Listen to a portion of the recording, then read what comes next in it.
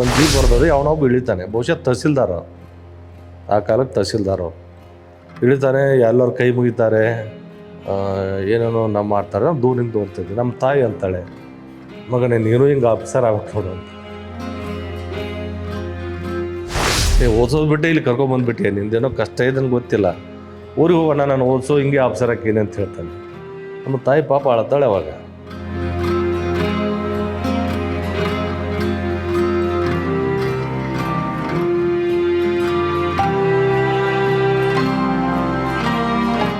But ನನ್ನ 6ನೇ ಕ್ಲಾಸಿಗೆ ಬಂದಾಗ ನಮ್ಮ ಮನೆತನದಲ್ಲಿ, ನನ್ನ ಜೀವನದಲ್ಲಿ ದುರಂತಗಳು ಸ್ಟಾರ್ಟ್ ಆಗ್ತವೆ. ನಮ್ಮ ತಂದೆ ಇನ್ನೊಂದು ಯಾವುದೋ ಒಬ್ಬ ಮುಸ್ಲಿಂ ಮಹಿಳೆ ಜೊತೆ ಮದುವೆ ಮಾಡಿಕೊಂಡು ನಮ್ಮನ್ನು ಬಿಟ್ಬಿಡ್ತಾರೆ. ಅಲ್ಲಿಗೆ ನಾವು ಅನಾಥರಾಗ್ತೀವಿ. ನಾವು ಬೀದಿಗೆ ಬಿದ್ದಿದ್ವಿ ನಮ್ಮಪ್ಪ ಬಿಟ್ಟು ಹೋದ್ಮೇಲೆ. ಅಕ್ಷರಶಃ ಊಟಕ್ಕೆ ಗತಿರಲಿಲ್ಲ, 2 ಹೊತ್ತು ಊಟಕ್ಕೆ ಗತಿರಲಿಲ್ಲ. ಬರೋದೇ ಇಲ್ಲ, ಮನಿ ಆರ್ಡರ್ ಎಲ್ಲರದ್ದು ಮನಿ ಆರ್ಡರ್ ಬರ್ತಿರ್ತದೆ, ನಮ್ಮ ಮನಿ ಆರ್ಡರ್ ಬರ್ತಿರೋದಿಲ್ಲ. ಎಲ್ರಿಗೂ ತಂದೆ ತಾಯಿ ಬರ್ತಿರ್ತಾರೆ, ನಮಗೆ ಬರ್ತಿರೋದಿಲ್ಲ. ಅಲ್ಲಿ ಹಾಸ್ಟೆಲಲ್ಲೇ ಬೆಳಿತೀನಿ. ಬೆಳೆದ ಮೇಲೆ ಅಲ್ಲಿ SLC ಏನೋ ಚೆನ್ನಾಗಿ ಆಗ್ತದೆ. ಆ ಕಾಲಕ್ಕೆ ಫಸ್ಟ್ ಕ್ಲಾಸಲ್ಲಿ ಪಾಸ್ ಆಗ್ತೀನಿ SLC. ಈ ವಿಷಯನ ಹಾಯ್ ಬೆಂಗಳೂರು ಬರ್ಕೊಂಡಿದ್ದೆ. ರವಿ ಬೆಳಗೆರೆಯವರು ನನಗೆ ಫೋನ್ ಮಾಡಿ ಏನಪ್ಪ ಚೆನ್ನಾಗಿದೆ ಅಂತ, ರವಿ ಬೆಳಗೆರೆದ್ದೇನು ಅವ್ರು ಹೇಳಿದ್ರು ಕೂಡ. ಅವನ ಹೆಸರು ಎಲ್ಲಿ ಇರ್ತದಂದರೆ CM ಲೆವೆಲ್ ಇರ್ತದೆ. ಅವ್ರ ನಕ್ಸಲ್ ಹೆಸರು CM ಪ್ರೊಟೆಕ್ಷನ್ ಇರ್ತದೆ. ಯಾರ್ದು? Andhra CM protection. ಇನ್ನೊಂದು ಕಡೆ ಇನ್ನೊಬ್ಬ ಆಂಧ್ರ ಮಾಜಿ CM ಅಥವಾ ಉಡುಪಿ CM ಅವನು ಮುಗಿಸ್ಬೇಕಂತ ಇರ್ತದೆ. ಅವನು ಹೇಗೆ ಮಾಡ್ತಾನಂದರೆ, ಅವ್ನು ನಮ್ಗಿಂತ ಜನರಿರ್ತಾರೆ. ಅವನು ಅಂಬಾಸಡರ್ ಕಾರಲ್ಲಿ ಬರ್ತಾನಂತ ನಮ್ಮ ಇನ್ಫಾರ್ಮೇಷನ್. ಅವನು ಅಂಬಾಸಡರ್ ಕಾರಲ್ಲಿ ಬರ್ತಾನೆ, ಬಟ್ ಡಮ್ಮಿ ಅಂಬಾಸಡರ್ ಕಾರ್ ಕಳಿಸ್ಬಿಡ್ತಾನೆ. ಬಳ್ಳಾರಿ ಜಿಲ್ಲೆ ಹಾಕಿದ ನಾವು ನಿಜಕ್ಕೂ ಫೇಡೆಡ್, ಎಂಥ ಜಿಲ್ಲೆ ತಂದು ಹಾಕಿದ್ರಲ್ಲಪ್ಪ ಅಂತ. ಅರ್ಗೆ ದತ್ತ ಅವ್ರಿಗೆ ಗುಡ್ ಕಿಸ್ ಕೊಟ್ಟವನೇ ನಾನು. ಅವಾಗ ನೀವು ಅವ್ರನ್ನೇ ಕೇಳ್ಬೋದು. 1996 ಒಂದು ಮುಸ್ಲಿಂ ದೊಡ್ಡ ಮಟ್ಟದ ಗಲಾಟೆ ಆಗುತ್ತೆ. ಅವರು ಮುಸ್ಲಿಮ್ಸ್ ರಂಜಾನ್ ವೇಳೆ ಏನೋ ಯಾರೋ ಟೂನಪ್ ಮಾಡಿದ್ರಂತ ಹಿಂದೂಗಳ ಮೇಲೆ, ಎಸ್ಪೆಷಲಿ ಜೈನ್ ಕಮ್ಯುನಿಟಿ ಮೇಲೆ ಅಟ್ಯಾಕ್ ಮಾಡ್ತಾರೆ. ನನ್ನ ಜೀವನದಲ್ಲಿ ಫಸ್ಟ್ ಫೈರಿಂಗ್ ಅದು. 30 ರೌಂಡ್ ಫೈರಿಂಗ್ ಮಾಡ್ತೀನಿ. ರೈತರ ಗಲಾಟೆ ಇರೋದೇ ನವಲಗುಂದಲ್ಲಿ. I am native of Navalgund. ರೈತರಿಗೆ, ನಮಗೆ ಪೊಲೀಸರಿಗೆ ಭಾಳ ತಿಕ್ಕಾಟ ಆಯಿತು. ನಮ್ಮ ಮೇಲೆ ಅವ್ರ ಕಲ್ಲೋಗಿದ್ದು, ನಾವು ಅವ್ರ ಮೇಲೆ ಲಾಠಿ ಚಾರ್ಜ್ ಮಾಡೋದು. ಹುಬ್ಬಳ್ಳಿಯಲ್ಲಿ ಮರ್ಡರ್ ಮಾಡ್ತಾಳೆ, ಒಬ್ಬನ ತಂಬಿಸಾಕ್ತಾಳೆ. ಜಸ್ಟ್ ಒಂದು ಏನು ಟೈರ್ ಮಾರ್ಕ್ ಮೇಲೆ ಪತ್ತೆ ಮಾಡ್ತೀವಿ. ಊಟ ಮಾಡ್ಕೊಂಡು ಹೊರಗೆ ಬರುವಷ್ಟರಲ್ಲಿ ಅವನು ತಟ್ಟಿ ತಿರುಗಲಿ ಆಗ್ತಿಲ್ಲ.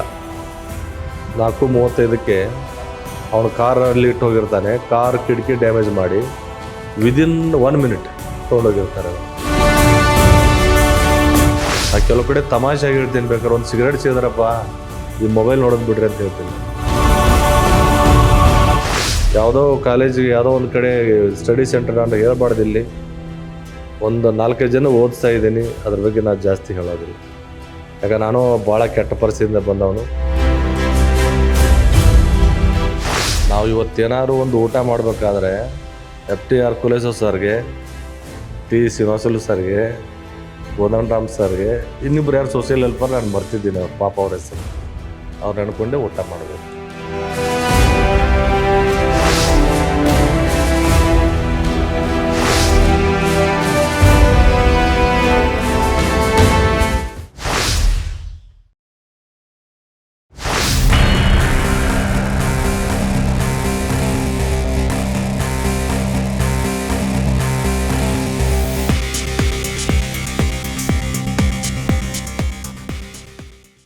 ಮೂಲತಃ I born and brought up at Alagawadi, Navalgund taluk, in the 1967. ಬಾಲ್ಯ ಸಹಜವಾಗಿ ಅಲ್ಲೇ ಆಯಿತು. ನಮ್ಮ ತಂದೆ ಟೀಚರ್ ಇದ್ದರು, ಹೀಗಾಗಿ ನಮ್ಮ ತಂದೆ ಎಲ್ಲೆಲ್ಲಿ ಹೋಗ್ತಾರೋ ಅಲ್ಲಿ ಹೋಗಬೇಕಾಯಿತು. ಸೊ ಸ್ಟಾರ್ಟಿಂಗ್ ಬಾಲ್ಯ ಜೀವನ ದೇವಿಕೊಪ್ಪ ಅಂತ ನಮ್ಮ ಕೆಲವು ಸುಂದರವಾದ ಒಂದು ಪ್ರದೇಶ. ಅದಾದಮೇಲೆ ನಾವು ನವಲಗುಂದ ಟ್ರಾನ್ಸ್ಫರ್ ಆಗ್ತೀವಿ. ನವಲಗುಂದ ಧಾರವಾಡ ಜಿಲ್ಲೆ, ಅಲ್ಲಿ 6th ವರೆಗೆ. ಸಿಕ್ಸ್ತ್ವರೆಗೆ ನಾವು ಚೆನ್ನಾಗೇ ಇದ್ವಿ. ಅದನ್ನೇ I wanted to tell that. ಸಿಕ್ಸ್ತ್ವರೆಗೂ ನಮ್ಮ ಲೈಫು ಚೆನ್ನಾಗಿತ್ತು, ಬಾಲ್ಯ ಜೀವನ ಚೆನ್ನಾಗೇ ಇತ್ತು. ಅದರಿಂದೆಲ್ಲ ನಮ್ಮ ಕಲಘಟಗಿ ತಾಲೂಕು ದೇವಕೊಪ್ಪದಲ್ಲಿ ಸುಂದರವಾದ ಮಲೆನಾಡು ಏರಿಯಾ. ಅಲ್ಲೇನೋ ನಮ್ಮ ತಂದೆಗೆ ಏನೋ ಒಂದು ತೊಂದರೆ ಆಗ್ತದೆ. ಅವರು ಸ್ವಲ್ಪ ಯಾವುದೋ ಒಂದು ಮದ್ಯ ವ್ಯಸನೆ ಆಗ್ತಾರೆ. ಸೊ ಹೀಗಾಗಿ ಅದು ಹೆಂಗೋ 4-5 ವರ್ಷ ನಡೀತದೆ. ಚೆನ್ನಾಗಿತ್ತು ನಮ್ಮ ಬಾಲ್ಯ ಜೀವನ, ಭಾಳ ಅಂದರೆ ಭಾಳ ಚೆನ್ನಾಗಿತ್ತು. ಅದು ಏನದು ನವಲಗುಂದ ಸ್ಕೂಲಿಗೆ ಹೋಗೋದು ಬರೋದು, ಹಳ್ಳ ತೊರೆಗೆ ಅಡ್ಡಾಡೋದು, ಆಮೇಲೆ ಬೆಟ್ಟದ ಮೇಲೆ ಅಡ್ಡಾಡೋದು ಚೆನ್ನಾಗಿತ್ತು. ಬಟ್ ಬ್ಯಾಡ್ ಲಕ್ಲಿ ಏನದು ಅಷ್ಟೇ ಜೀವನ. ಏನೋ ಮನೇಲಿ 2 ಹೊತ್ತು ಊಟ ಬಿಟ್ಟರೆ ಇನ್ನೇನೆಲ್ಲ. ಇದಕ್ಕೆ ಏನದು ಈ ಲೈಟ್ ಇಲ್ಲದ ಮನೆ ನಮ್ಮದು. ಲೈಟ್ ಇಲ್ಲದ ಮನೆ, ಲ್ಯಾಂಪಲ್ಲೇ ಓದಿದ್ದೀವಿ ನಾವು. ಎಷ್ಟು 6ನೇ ಕ್ಲಾಸ್ವರೆಗೆ ಲ್ಯಾಂಪಲ್ಲೇ ಓದಿದ್ದೀವಿ. ನಮ್ಮದು ಒಂದೇ ಲ್ಯಾಂಪು, ಸುತ್ತ ಹುಡುಗರೆಲ್ಲ ಕೂತ್ಕೊಂಡು ಓದ್ತಾ ಇದ್ವಿ. ಹಳೆ ಮನೆ, 2 ಹೊತ್ತು ಊಟ ಚೆನ್ನಾಗಿತ್ತು. ಬಡತನ ಆ ಮಾತು ಬೇರೆ, ಏನು ಫೆಸಿಲಿಟಿ ಇಲ್ಲ ಆ ಮಾತು ಬೇರೆ. ಬಟ್ ಜೀವನ ಚೆನ್ನಾಗಿತ್ತು, ಬಾಲ್ಯ ಜೀವನ ಭಾಳ ಚೆನ್ನಾಗಿತ್ತು. ಗಾಳಿಪಟ ಆಡ್ತಾಯಿದ್ವಿ, ಎಲ್ಲ ಏನು ಆಟಗಳದು ಅವೆಲ್ಲ ಆಡ್ತಾಯಿದ್ವಿ. ಬಟ್ ನನ್ನ 6ನೇ ಕ್ಲಾಸಿಗೆ ಬಂದಾಗ ನಮ್ಮ ಮನೆತನದಲ್ಲಿ, ನನ್ನ ಜೀವನದಲ್ಲಿ ದುರಂತಗಳು ಸ್ಟಾರ್ಟ್ ಆಗ್ತವೆ. 5ನೇ ಕ್ಲಾಸ್ ಎಂಡಿಂಗ್ ಇದ್ದಾಗ ನಮ್ಮ ತಾಯಿ ತೀರ್ಕೋತಾರೆ ಡ್ಯೂ ಟು ಕ್ಯಾನ್ಸರ್. ಆ ನಂತರ 6ನೇ ಕ್ಲಾಸಲ್ಲಿ ನಾನಿದ್ದಾಗ, ಅಂದರೆ ಮೇ ಬಿ ನಾನು 12 ಇಯರ್ಸ್ ಇದ್ದಾಗ, ನಮ್ಮ ತಂದೆ ಇನ್ನೊಂದು ಯಾವುದೋ ಒಬ್ಬ ಮುಸ್ಲಿಂ ಮಹಿಳೆ ಜೊತೆ ಮದುವೆ ಮಾಡಿಕೊಂಡು ನಮ್ಮನ್ನು ಬಿಟ್ಬಿಡ್ತಾರೆ. ಅಲ್ಲಿಗೆ ನಾವು ಅನಾಥರಾಗ್ತೀವಿ. ಅಲ್ಲಿವರೆಗೆ ಚೆನ್ನಾಗಿತ್ತು ನಮ್ಮದು ಜೀವನ. ಅನಾಥು ಹೆಂಗಾಗ್ತೀವಿ ಅಂದರೆ, ನಮ್ಮ ತಂದೆ ಒಂದು ಫೈನ್ ಡೇ ಬಂದು ನಮ್ಮನ್ನು ಅಲ್ಲಿ ಬೆಳಗಾಂನಲ್ಲಿ ನಮ್ಮದೊಂದು ಹಾಸ್ಟೆಲ್ ಇದೆ, ವಿಜಯನಗರ ಬಡ ವಿದ್ಯಾರ್ಥಿಗಳನ್ನೆಲ್ಲ ಅಲ್ಲಿ ಸೇರಿಸ್ತಾರೆ. ನಾವು ಖುಷಿಯಿಂದನೇ ಹೋಗ್ತೀವಿ, ಇಲ್ಲಿ ಅಡುಗೆ ಮಾಡೋಕ್ಕಾಗಲ್ಲ ನಿಮ್ಮ ತಾಯಿ ಇಲ್ಲ ಅಂತ. ಬಟ್ ಅಲ್ಲಿ ಸೇರಿಸಿದ ಮೇಲೆ ನಮ್ಮನ್ನು ಬಿಟ್ಬಿಡ್ತಾರೆ. ಇಲ್ಲೇ ಒಂದು ಬ್ಯಾಡಗಿ ತಾಲೂಕು ಶೇಡಿಯನೂರು ಅಂತ ಇದೆ. ನನಗೆ ಇವು ಹೋದಾಗ ಕಣ್ಣೀರು ಬರ್ತದೆ, ಆ ಬ್ಯಾಡಗಿ ಹೋದರೆ, ಶೇಡಿಯನೂರಿಗೆ ಹೋದರೆ. ಯಾಕಂದರೆ ನಮ್ಮ ತಂದೆ ನಮ್ಮನ್ನ ಒಂದು ಹುಬ್ಬಳ್ಳಿ ಬಸ್ ಸ್ಟ್ಯಾಂಡಲ್ಲಿ ಬಿಟ್ಟು ಹೋಗಿಬಿಡ್ತಾರೆ, ನಮ್ಮ ಅಣ್ಣನ. ಅಷ್ಟೊಂದು ಲಕ್ಕಿಲಿ ನಮ್ಮ ಅಕ್ಕಂದು ಮದುವೆ ಆಗಿರ್ತದೆ. ಅಲ್ಲಿ ಹೋದ್ಮೇಲೆ ನಾನು ಬೆಳಗಾವಿಯಲ್ಲಿ ಓದುವಾಗ ಈ ಸಹಜವಾಗಿ ಸ್ವಲ್ಪ ದುಡ್ಡು ಬೇಕಲ್ಲ, ತಿಂಗಳಿಗೆ ಒಂದು 10 ರೂಪಾಯಿ. ಆ ಕಾಲಕ್ಕೆ 10 ರೂಪಾಯಿ ಇದ್ದರೆ ಸಾಕಿತ್ತು, 10-20 ರೂಪಾಯಿ ಬೇಕಿತ್ತು ತಿಂಗಳಿಗೆ. ನಮ್ಮ ಸೋಪು ಬಟ್ಟೆ ಅಂತಿಂತದಕ್ಕೆ ಬರೋದೇ ಇಲ್ಲ. ಮನಿ ಆರ್ಡ್ರ್ ಎಲ್ಲರದ್ದು ಮನಿ ಆರ್ಡ್ರ್ ಬರ್ತಿರ್ತದೆ, ನಮ್ಮ ಮನಿ ಆರ್ಡ್ರ್ ಬರ್ತಿರೋದಿಲ್ಲ. ಎಲ್ರಿಗೂ ತಂದೆ ತಾಯಿ ಬರ್ತಿರ್ತಾರೆ, ನಮಗೆ ಬರ್ತಿರೋದಿಲ್ಲ. ಅವಾಗ ನಾನು ಬೆಳಗಾವಿನಲ್ಲಿದ್ದಾಗ 7th ಕ್ಲಾಸ್ ಅಷ್ಟೇ. ಅಲ್ಲಿ ಒಂದು 8 ರೂಪಾಯಿ, ಕೊನೆಗೆ 8 ರೂಪಾಯಿ ಫೀಸ್ ಕಟ್ಟಬೇಕಾಗ್ತದೆ, ಅಷ್ಟು ಇರೋದಿಲ್ಲ ನಮ್ಮ ಹತ್ರ. ಕೊನೆ ನಾನು ನಮ್ಮ ತಂದೆ ಹುಡ್ಕೊಂಡು ಇದೇ ಸಿಡಿನೂರಿಗೆ ಬರ್ತೀನಿ.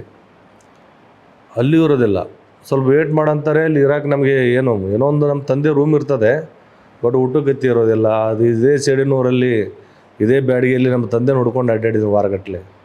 ಸಿಗೋದಿಲ್ಲ. ಹಾಗಾದ್ರೆ ಪತ್ರ ವ್ಯವಹಾರಲ್ಲ, ಪತ್ರ ಬಿಟ್ಟರೆ ಏನು ಬೇರೆ ಕಮ್ಯುನಿಕೇಷನ್ ಇಲ್ವಲ್ಲ. ಕೊನೆಗೂ ಸಿಗೋದಿಲ್ಲ. ಮತ್ತೆ ಸೋತು ನಮ್ಮ ಬೆಳಗಾವಿಗೆ ಹೋಗ್ತೀನಿ. ಹೋದಾಗ ಒಂದು ರಜೆ ಬಂದಾಗ ನಮ್ಮ ಅಜ್ಜಿ ಊರಿಗೆ ವಾಪಸ್ ಹೋಗ್ತೀವಿ. ಹೋದಾಗ ನಮ್ಮ ಅಜ್ಜಿ ಅಂದರೆ ನಮ್ಮ ತಂದೆ ತಾಯಿ, ಹಿಂಗೆಲ್ಲ ಆಗಿದಮ್ಮ, ಅಪ್ಪ ನಮ್ಮನ್ನು ಬಿಟ್ಟು ಹೋಗಿದ್ದಾನೆ, ಎಲ್ಲಿ ಹೋಗಿದ್ದಾನೆ ಗೊತ್ತಿಲ್ಲ. ಅವರೆಲ್ಲ ಹುಡುಕಾಡ್ತಾರೆ, ಅಲ್ಲಿ ಹುಡುಕಾಡ್ತಾರೆ, ಎಲ್ಲಿ ಹೋದ್ರೂ ಗೊತ್ತಾಗೋದಿಲ್ಲ. ಒಂದು ಆಗಿನ ಕಾಲಕ್ಕೆ ಒಂದು ಏನೋ ಮದುವೆ ಆಗಿ ಅನ್ನೋದಕ್ಕೆ ಹೋಗಿಬಿಟ್ಟಿರ್ತಾರೆ. ನಮ್ಗೆ ಹುಡುಕಾಕ ಶಕ್ತಿ ಆಗೋದಿಲ್ಲ ಅವಾಗ. ಅಲ್ಲ, ಈ ಅನಿವಾರ್ಯ ಏನಾಯ್ತದು ನಮಗೆ. ಈಗ ನಿಮ್ಮ ಕಡೆ ಏನಂತೀರ, ಅಡ ಇಡೋದಂತೀರ, ನಮ್ಮ ಕಡೆ ಬಡ್ಡಿ ಹಾಕೋದಂತೀವಿ.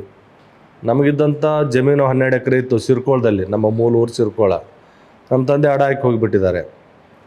ಇನ್ನು ಊರಲ್ಲಿ ನಮ್ಮ ಅಜ್ಜಿ ಊರಲ್ಲಿ, ಅಂದ್ರೆ ಅಜ್ಜಿ ತನ್ನ ತವ್ರ ಮನೆಯಲ್ಲಿ ಅಳಗವಾಡಿ, ಅಲ್ಲಿ 6 ಎಕರೆ ಮಾತ್ರ ಆಸ್ತಿ ಇರ್ತದೆ. ಅದಕ್ಕೊಬ್ಬ ನಮ್ಮ ಚಿಕ್ಕಪ್ಪ ಇರ್ತಾನೆ. ಅನಿವಾರ್ಯವಾಗಿ ಅಲ್ಲೇ ಜೀವನ ಮಾಡ್ತೀವಿ, ಕಷ್ಟಪಡ್ತೀವಿ. ನಾವು ಹೊಲಕ್ಕೆ ಹೋಗದಿದ್ದರೆ ಹೊಲಕ್ಕೆ ಹೋಗಿ ಸ್ಟಾರ್ಟ್ ಮಾಡ್ತೀವಿ. ಬಟ್ 2 ತಿಂಗಳ ಅಂದರೆ ರಜೆ ಬಂದಾಗ ಹೊಲಕ್ಕೆ ಹೋಗೋದು ಮಾಡ್ತೀವಿ. ಮುಂದೆ ನಮ್ಮ ಅಜ್ಜಿ, ಬಾಳಮ್ಮಜ್ಜಿ ಅಂತಿದ್ದಾರೆ, ನಮ್ಮ ತಂದೆ ತಾಯಿ. ಆಮೇಲೆ ನಮ್ಮ ಚಿಕ್ಕಪ್ಪ, ನಮ್ಮ ಅಪ್ಪನ ಸ್ವಂತ ತಮ್ಮ ಕೃಷ್ಣಪ್ಪ ಅಂತ, ನಮ್ಮ ಚಿಕ್ಕಮ್ಮ. ಇನ್ನು ಅಂದರೆ ನಮ್ಮ ಚಿಕ್ಕಪ್ಪರ ಮಡದಿ ಮಲ್ಲಮ್ಮ ಅಂತ, ಅವ್ರ ಅಮ್ಮನ ಜೋಪಾನ ಮಾಡ್ತಾರೆ, ಚೆನ್ನಾಗಿ ಜೋಪಾನ ಮಾಡ್ತಾರೆ. ಅದೇ 6 ಎಕರೆದಲ್ಲಿ ಜೋಪಾನ ಮಾಡ್ತೀವಿ, ಮುಂದೆ ಬೆಳಿತೀವಿ. ಅಲ್ಲಿ ಹಾಸ್ಟೆಲಲ್ಲೇ ಬೆಳಿತೀನಿ. ಬೆಳೆದ ಮೇಲೆ ಅಲ್ಲಿ SLC ಏನೋ ಚೆನ್ನಾಗಿ ಆಗ್ತದೆ. ಆ ಕಾಲಕ್ಕೆ ಫಸ್ಟ್ ಕ್ಲಾಸಲ್ಲಿ ಪಾಸ್ ಆಗ್ತೀನಿ SLC. ಮುಂದೆ ಏನಾಗ್ತದೆ, ಅಲ್ಲೊಬ್ಬರು ನಮಗೊಬ್ಬರು ಆಶೀರ್ವಾದ ಇರ್ತಾರೆ, ನಮ್ಮ MLC ಇರ್ತಾರೆ ಆ ಕಾಲಕ್ಕೆ. ಅವ್ರು ನಮ್ಮ ಅಪ್ಪನ ಸೋದರ ಮಾವ, ಅಜ್ಜ. ಬಟ್ ನನ್ನ ಬೆಳಗ್ಗೆ ಅವರು ತೀರ್ಕೋತಾರೆ. Again I wanted to come back to ಅವರ ನವಲಗುಂದ. ಅಲ್ಲಿ ನಮ್ಮ ಅಜ್ಜಿ ಪ್ರೋತ್ಸಾಹ ಮಾಡ್ತಾಳೆ, ಡಿಗ್ರಿ ಓದಿಸ್ತಾಳೆ. PUC ಪಾಸ್ ಆಗ್ತದೆ, ಡಿಗ್ರಿ ಮುಗಿತದೆ ಅಲ್ಲೇ ನವಲಗುಂದಲ್ಲಿ. ನೀವು ಎಷ್ಟು ಜನ ಸರ್ ಮಕ್ಕಳು? ನಾವು 3 ಜನ. ನಮ್ಮ ಅಣ್ಣ, ನಾನು ರಾಮಚಂದ್ರ, ನಮ್ಮ ಅಣ್ಣ, ನಾನು, ನಮ್ಮ ಅಕ್ಕ ಸರೋಜ ಅಂತ. ಅವ್ರದ್ದು ಮದುವೆ ಆಗಿರ್ತದೆ ಲಕ್ಕಿಲಿ. ಆಗಲೇ ಮದುವೆ ಆಗಿರ್ತದೆ, ಅದೊಂದೇ ಪ್ಲಸ್ ಪಾಯಿಂಟು. ಮದುವೆ ಆಗಿರ್ತದೆ, ಅವರು ಗಂಡ ಮನೆಯಲ್ಲಿ ಇರ್ತಾರೆ. ಬಟ್ ಇಲ್ಲಿ ನಾವು ಡಿಗ್ರಿ ಓದ್ತೀವಿ ನವಲಗುಂದಲ್ಲಿ. ಈ ಒಂದು ಇಟ್ ಈಸ್ ಬ್ಯಾಕ್ವರ್ಡ್ ಕಾಲೇಜ್, ಒಂದು ಸಣ್ಣ ಪಟ್ಟಣ, ಒಂದು ತಾಲೂಕಾ ಲೆವೆಲ್. ಬಟ್ ಎಜುಕೇಷನ್ ಚೆನ್ನಾಗಿತ್ತು. ಬಟ್ ನನಗೆ ಗೊತ್ತಿತ್ತು, ನಾನು ಓದಿದ್ದು ಸಬ್ಜೆಕ್ಟ್ ತೊಗೊಂಡು ಸರ್? ಇಲ್ಲ, ಆರ್ಟ್ಸ್ ಬಿಟ್ಟರೆ. ಯಾಕಂದರೆ ನಾವು ಏನದು ರೂರಲ್ ಸ್ಟೂಡೆಂಟ್ಸು, ಸೈನ್ಸ್ ಓದೋಕ್ಕೆ ನಮಗೆ ಶಕ್ತಿ ಇಲ್ಲ. ಆ ಒಂದು ಡಿಸೆಕ್ಷನ್ ಬಾಕ್ಸ್ ತೊಗೊಳಕ್ಕೂ ಕೂಡ ನಮ್ಮಿಂದ ಆಗ್ತಿರ್ಲಿಲ್ಲ ಆ ಕಾಲಕ್ಕೆ. ಅಥವಾ ಸೈನ್ಸ್ ಫೀಸ್ ಜಾಸ್ತಿ ಇರ್ತಾಯಿತ್ತು, ಬುಕ್ಸ್ ಜಾಸ್ತಿ ಇರ್ತಾಯಿತ್ತು, ಆಗ್ತಿರ್ಲಿಲ್ಲ. ಇವು ಆರ್ಟ್ಸ್ ಆದರೆ ಏನಾಗ್ತದೆ, ಹಳೆ ಬುಕ್ಗಳು ಸಿಗ್ತವೆ, ಒಂದು 10 ನೋಟ್ಬುಕ್ಕಲ್ಲಿ ಜೀವನ ನಡೆದು ಬಿಡ್ತದೆ. ಈಗ ನಾವು ನನ್ನ ಒಂದು ಪರಿಸ್ಥಿತಿಯನ್ನು ಅರಿತು ನಾನು ಪರಿಸ್ಥಿತಿಗೆ ರಾಜಿ ಆದೆ. ಸೈನ್ಸ್ ಮಾಡೋ ಇಷ್ಟ ಇತ್ತು, ಬಟ್ ಆಗ್ತಿರ್ಲಿಲ್ಲ. ಓದಿದೆ, ಅಲ್ಲಿ ಕೂಡ ಡಿಗ್ರಿ ಚೆನ್ನಾಗಿ ಬಂತು. ಭಾಳ ಕಷ್ಟಪಟ್ಟು ಓದಿದ್ದೀವಿ. ಅದು ಹೆಂಗಿದೆ ಅಂದರೆ, ನಮ್ಮ ನವಲಗುಂದ ನೋಡಲಿಕ್ಕೆ ಕಾಲೇಜ್ ಚೆನ್ನಾಗಿಲ್ಲ, ಬಟ್ ಲೆಕ್ಚರ್ಸ್ ಭಾಳ ಚೆನ್ನಾಗಿದ್ದರು. ಜಂಗಳಪ್ಪ ಗೌಡರು, ಹೊಂಬಳಸೋರು, ಹಿರೇಮಠ್ ಭಾಳ ಚೆನ್ನಾಗಿದ್ದರು ಅಲ್ಲೆಲ್ಲ. ಅವ್ರದ್ದು ಬೋಧನೆ ಚೆನ್ನಾಗಿತ್ತು. ನಾವೆಲ್ಲ ನೋಟ್ಸ್ ಮಾಡಿ ಇಟ್ಕೊಂಡು, ಆ ಕಾಲಕ್ಕೆ ನಾವು 70% for the Karnataka university, Prestige university. Degree ಮುಗಿಸಿದ ಮೇಲೆ ಮತ್ತೆ ಸಮಸ್ಯೆ ಬರ್ತದೆ ನಮ್ಮಲ್ಲಿ. ಡಿಗ್ರಿ ಮುಗಿದ ಮೇಲೆ ಮುಂದೇನು ಅಂತ. ಒಂದು ಬಡತನದ ಹಿನ್ನೆಲೆ, ಅಥವಾ ಎಜುಕೇಷನ್ ಯಾರೂ ಇಲ್ಲ, ಏನು ಮಾಡಬೇಕು ಅಂತ. ನಮ್ಮ ಮನೇಲೇನು ಒಂದು ಸಣ್ಣ ಕೆಲಸ ತಗೋ ಅಂತ. ನಿಮ್ಮ ಅಣ್ಣ ಅವ್ರು ಏನು ಮಾಡ್ತಾಯಿದ್ರು ಸರ್? ನಮ್ಮ ಅಣ್ಣ ಡ್ರೈವಿಂಗ್ ಮಾಡ್ತಾಯಿದ್ದ. ನಮ್ಮ ಚಿಕ್ಕಪ್ಪಂದು ಒಂದೇ ಉಸಿರು, ಒಂದು ಕೆಲಸಕ್ಕೆ ಸೇರಿಸು, ಒಂದು ಕೆಲಸಕ್ಕೆ ಸೇರಿಸು. ಅವನದು ಏನು ಬೇರೆ, ನೀನು ಓದ್ತಿದೆಯಾ, ಬೇಕು ನೀನು ಒಂದು ನೌಕರಿ ತಗೋ, ನಮ್ಮ ಕಡೆ ಒಂದು ನೌಕರಿ ತಗೋ ಅಂತ. ನೌಕರಿ ತಗೋದು ಅಷ್ಟು ಸುಲಭ ಬರೋದಿಲ್ಲ. ಈ ಇಲ್ಲ ಟೀಚರ್ ಟ್ರೈನಿಂಗು ಮುಗಿಸಿದ್ದೆ. ನಮ್ಮ ಕಡೆ ಇಂಟರ್ನ್ಶಿಪ್ ಅಂತಾರೆ, ಅದು ಮುಗಿಸಿದ್ದೆ. ನಮ್ಮ ಕಾಕನ ಉದ್ದೇಶ ಒಂದೇ, ಒಂದು ನೌಕರಿ ತಗೋ. ಭಾಳ ಒತ್ತಡ ಮಾಡಿದ. ಏನಾಯಿತು, ನಾನು ಕೊನೆಗೆ ನಮ್ಮ ಹಿರಿಯರಿಂದ ಹೇಳಿಸಿ, ನಮ್ಮ ಅಜ್ಜಿಯಿಂದ ಹೇಳಿಸಿ, ಅಮ್ಮ ಕೆಲಸ ಬರೋವರೆಗೂ, ಅಂದ್ರೇನು ಇದು ಇಂಟ್ರ್ಯೂ ಹಾಕಿದ್ದೀನಿ, ಕೆಲಸ ಬರೋವರೆಗೂ ನಾನು ಮಾಸ್ಟರ್ ಡಿಗ್ರಿ ಹೋಗ್ತೀನಿ ಅಂತ ಹೇಳಿದೆ. ಯಾವುದಕ್ಕೆ ಅಪ್ಲೈ ಮಾಡಿದ್ವಿ ಸರ್? ಡಿಗ್ರಿ ಇದು ಮುಗಿದ್ಮೇಲೆ, ಆರ್ಟ್ಸ್ ಮುಗಿದ್ಮೇಲೆ ನಮ್ಮ ಅಜ್ಜಿ ರಿಕ್ವೆಸ್ಟ್ ಮಾಡಿ, ನಮ್ಮ ಚಿಕ್ಕಪ್ಪನ ಮನಸ್ಸು ಮಾಡಿ ನಾನು ಆರ್ಟ್ಸ್ ಇದಕ್ಕೆ ಹೋದೆ. ನಮ್ಮ ಪ್ರೆಸ್ಟೀಜಿಯಸ್ ಯೂನಿವರ್ಸಿಟಿ. ಫ್ರೀ ಸೀಟ್ ಸಿಕ್ತು, ನನ್ನ ಮೆರಿಟ್ ಇತ್ತಲ್ಲ, ಫ್ರೀ ಸೀಟ್ ಸಿಕ್ತು. ಓನ್ಲಿ 50 ಸ್ಟೂಡೆಂಟ್ಸ್ಗಷ್ಟೇ ಅಲೋ ಅಲ್ಲಿ. Karnataka university Dharwad, M A in political science. College ಹೆಂಗಿದೆ ಅಂದರೆ, ನಮ್ಮ ಊರಿಂದ 7 ಗಂಟೆಗೆ ಹೋಗ್ಬೇಕಿತ್ತು. ನಾವು ಕಾಲೇಜ್ ಸ್ಟಾರ್ಟ್ ಆಗೋದು 8 ಗಂಟೆಗೆ. ನಮ್ಮೂರಿಂದ 7 ಗಂಟೆಗೆ ಹೋಗಬೇಕು. 7 ಗಂಟೆಗೆ ಹೋಗ್ಬೇಕಂದ್ರೆ ನಾವು 5 ಗಂಟೆಗೆ ಏಳಬೇಕಿತ್ತು. 5 ಗಂಟೆಗೆ ಎದ್ದು ನಮ್ಮ ಕ್ರಿಯಾವಿಧಿಗಳು ಮುಗಿಸಿ, ನಾವೇ ನೀರು ಕಾಯಿಸ್ಕೊಂಡು, ಅಂದರೆ ನಮ್ಮ ಅಜ್ಜಿ ಕಾಯಿಸ್ತಾಯಿದ್ರು, ಸ್ನಾನ ಮಾಡಿ. ಅಷ್ಟು ಬೇಗ ತಿಂಡಿ ಹೋಗ್ತಿರ್ಲಿಲ್ಲ. ತಿಂಡಿ ಮಾಡ್ತಾಯಿದ್ವಿ. ಒಂದಷ್ಟು ನಮ್ಮ ಕಡೆ ಚಪಾತಿ ರೊಟ್ಟಿ ಅಂತಾರೆ, ಚಪಾತಿ ರೊಟ್ಟಿ ಒಂದು ಬಾಕ್ಸಲ್ಲಿ ಕಟ್ಕೊಂಡು ನಾವು ಹೋಗ್ತಾಯಿದ್ವಿ. ಅಲ್ಲಿ ಹೋದ್ಮೇಲೆ ನೋಡಿ, ನಾನು ಕಾಲೇಜನ್ನು ನನ್ನ ಜವಾಬ್ದಾರಿ ಅರ್ತಿದ್ದೆ. ಕಾಲೇಜಿಗೆ ಹೋದ್ಮೇಲೆ ಪಿರಿಯಡ್ ತಪ್ಪಿಸ್ತಿರ್ಲಿಲ್ಲ. During those 5 years I completed my NCC, NSS, type writing both in Kannada and English. ಅದನ್ನು ಕೂಡ, ಯಾಕಂದರೆ ಯಾವ್ದಾರು ಒಂದಿಲ್ಲ ಒಂದು ಜಾಬಿಗೆ ಬರ್ತದಂತ. ನಂದೇನು ಇದರಲ್ಲಿ ಸುಪ್ರಮಿಸಿ ಸಾಧಿಸ್ಬೇಕಲ್ಲ, ಅಲ್ಲಿ ಆದರೂ ಜಾಬ್ ಸಿಗೋದು. ಟೈಪಿಂಗ್ ಏನೋ ಮಷೀನ್ ಒಂದು ಜಾಬ್ ಬರ್ತದಲ್ಲ ಅಂತ. Type writing Kannada and English ಇದರಲ್ಲಿ ಇದು ಇಂಟರ್ನ್ಶಿಪ್ ಕೋರ್ಸ್, ನಮ್ಮ TCH ಇಂಟರ್ನ್ಶಿಪ್ ಇದು ಮುಗಿಸಿದೆ. ಆಮೇಲೆ ಅಲ್ಲಿ ಏನು ನಮ್ಮದು ಒಂದು ಈ ಎಕ್ಸಾಮಿನೇಷನ್ ಟೈಮ್ ನೋಡಿ, ಇದೊಂದು ಮಾತು. ಎಕ್ಸಾಮಿನೇಷನ್ ಡೇಸಲ್ಲಿ, ಅಂದರೆ ಆಫ್ಟರ್ ಜನವರಿ, ನಾವು ಊರಿಂದ ಓಡಾಡ್ತಾ ಇರಲಿಲ್ಲ. ಯಾಕಂದರೆ ನಮ್ಮ ಮನೇಲಿ ಲೈಟ್ ಇಲ್ಲ ಓದಬೇಕಂದ್ರೆ. ಇಲ್ಲಿ ನವಲಗುಂದಲ್ಲಿ ಒಂದು ಗವಿಸಿದ್ದೇಶ್ವರ ಅಂತ ಒಂದು ಮಠ ಇದೆ, ಗವಿ ಮಠ ಅಂತಿದೆ. ಅಲ್ಲಿ ಬರೀ ಆ ಕಾಲಕ್ಕೆ 70 ರೂಪಾಯಿಗೆ ಒಂದು ಬಾಡಿಗೆ ಸಿಗ್ತಾಯಿತ್ತು. ಸಣ್ಣ ಕೋಣೆ, 5 ಜನ ಇರ್ತಾಯಿದ್ವಿ ಅದರಲ್ಲಿ. 5 ಜನ ಇದ್ದು ಲೈಟ್ ಇರ್ತಿತ್ತು ಅಲ್ಲಿ, ಒಂದೇ ಟೇಬಲು ಒಂದೇ ಚೇರ್ ಇರ್ತಿತ್ತು, ನಾವು ಪಾಳೆ ಹಚ್ಕೊತಾ ಇದ್ವಿ, ಅಲ್ಲಿ ಓದ್ತಾ ಇದ್ವಿ. ಸೊ ಹೀಗಾಗಿ ಅದನ್ನು ಕೂಡ ಯೂಸ್ ಮಾಡಿದ್ವಿ. ಸರಿಯಾಗಿ ಪ್ರತಿ ವರ್ಷ ನೋಟ್ಸೋದು ಮಾಡ್ಕೋತಾ ಇದ್ವಿ. ನಮಗೇನೋ ದೇವ್ರು ಕೂಡಿಕೆ ಬಂತು, ನಮ್ಮ ಪ್ರಯತ್ನವೂ ಇತ್ತು. ದಿನಕ್ಕೆ 6 8 ತಾಸು ಓದ್ತಾ ಇದ್ವಿ. ರಿಸಲ್ಟ್ ಎಲ್ಲ ಆ್ಯನ್ ಎವರೇಜ್ ಫಸ್ಟ್ ಕ್ಲಾಸ್. ಆ ಕಾಲಕ್ಕೆ ಅದೇ ದೊಡ್ಡದು. 60% 70ವರೆಗೆ ಬರ್ತಾಯಿತ್ತು ನಂದು. ಅದೇ ದೊಡ್ಡದು, ಭವಿಷ್ಯ ದೊಡ್ಡದು ಆ ಕಾಲಕ್ಕೆ. ಎಲ್ಲ ಪಾಸಾಯಿತು. ಮೀನ್ ವೈಲ್ ಕಾಲೇಜಲ್ಲಿ ಫಂಕ್ಷನ್ಗಳು ಮಾಡ್ತಾಯಿದ್ವಿ. ನನಗೆ ಹಾಡು ಆಡೋದು ಇಷ್ಟ ಇತ್ತು, ಭಾಷಣ ಭಾಳ ಇಷ್ಟ ನನಗೆ. ಭಾಷಣ ಕಲೆ ಸಾಂಗ್ಸ್ ಆಡ್ತಾ ಇದ್ರು ಸರ್? ಆಡ್ತಿದ್ದೆ. ಯಾವುದೋ ಒಂದು ಲಿಟಲ್ ಬಿಟ್ ನಿಮ್ಗೆ ಇಷ್ಟವಾಗಿದ್ದೊಂದು ಹಾಗೆ ತೋರಿಸಿ. ನಾನು ಸ್ವಲ್ಪ ಹಿಂದಿ ಸಾಂಗ್ ಭಾಳ ಆಡ್ತಾಯಿದ್ದೆ. ಜಸ್ಟ್ ಒಂದು ಬಂದ್ಬಿಡ್ಲಿ ಸರ್. ಈಗ ಜಸ್ಟ್ ಹಾಗೆ ಸರ್, ಒಂದೆರಡು ಲೈನ್ ಸರ್. ನಾವು ಜವಾನೋ ಭಾರತ ಕಿ ತಕದೀರ್ ಬನಾ ದೋ, ಫೂಲೋं के इस गुलशन से कांटों को हटा दो. ಇದು ಇಂಥ ಭಾಳ ಸಾಂಗ್ಸ್ ಇದಾವೆ. ಇಂಥ ಭಾಳ ಸಾಂಗ್ಸ್ ಇದಾವೆ. ಸ್ವಲ್ಪ ಹಿಂದಿ ಸಾಂಗ್ಸ್ ಭಾಳ, ಅಂದರೆ ನಮ್ಮ ಕಡೆ ಸ್ವಲ್ಪ ಹಿಂದಿ ಪ್ರಭಾವ ಜಾಸ್ತಿ, ಹಿಂದಿ ಹಾಡು ಜಾಸ್ತಿ ಕನ್ನಡ ಹಾಡು ಆಡ್ತಾ ಇದ್ದೆ. ಸೊ ಹೀಗಾಗಿ ಇತ್ತು. ಗೆಳೆಯರು ಚೆನ್ನಾಗಿದ್ದರು, ಸಹಜವಾಗಿ ಸ್ನೇಹಿತೆಯರು ಇದ್ದರು.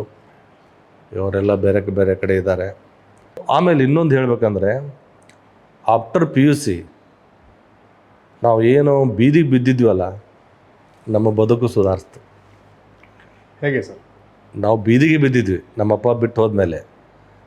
ಅಕ್ಷರಶಃ ಊಟಕ್ಕೆ ಗತಿರಲಿಲ್ಲ, 2 ಹೊತ್ತು ಊಟಕ್ಕೆ ಗತಿರಲಿಲ್ಲ. ಅದು ಅಂದರೆ ಕಷ್ಟ ಇತ್ತು.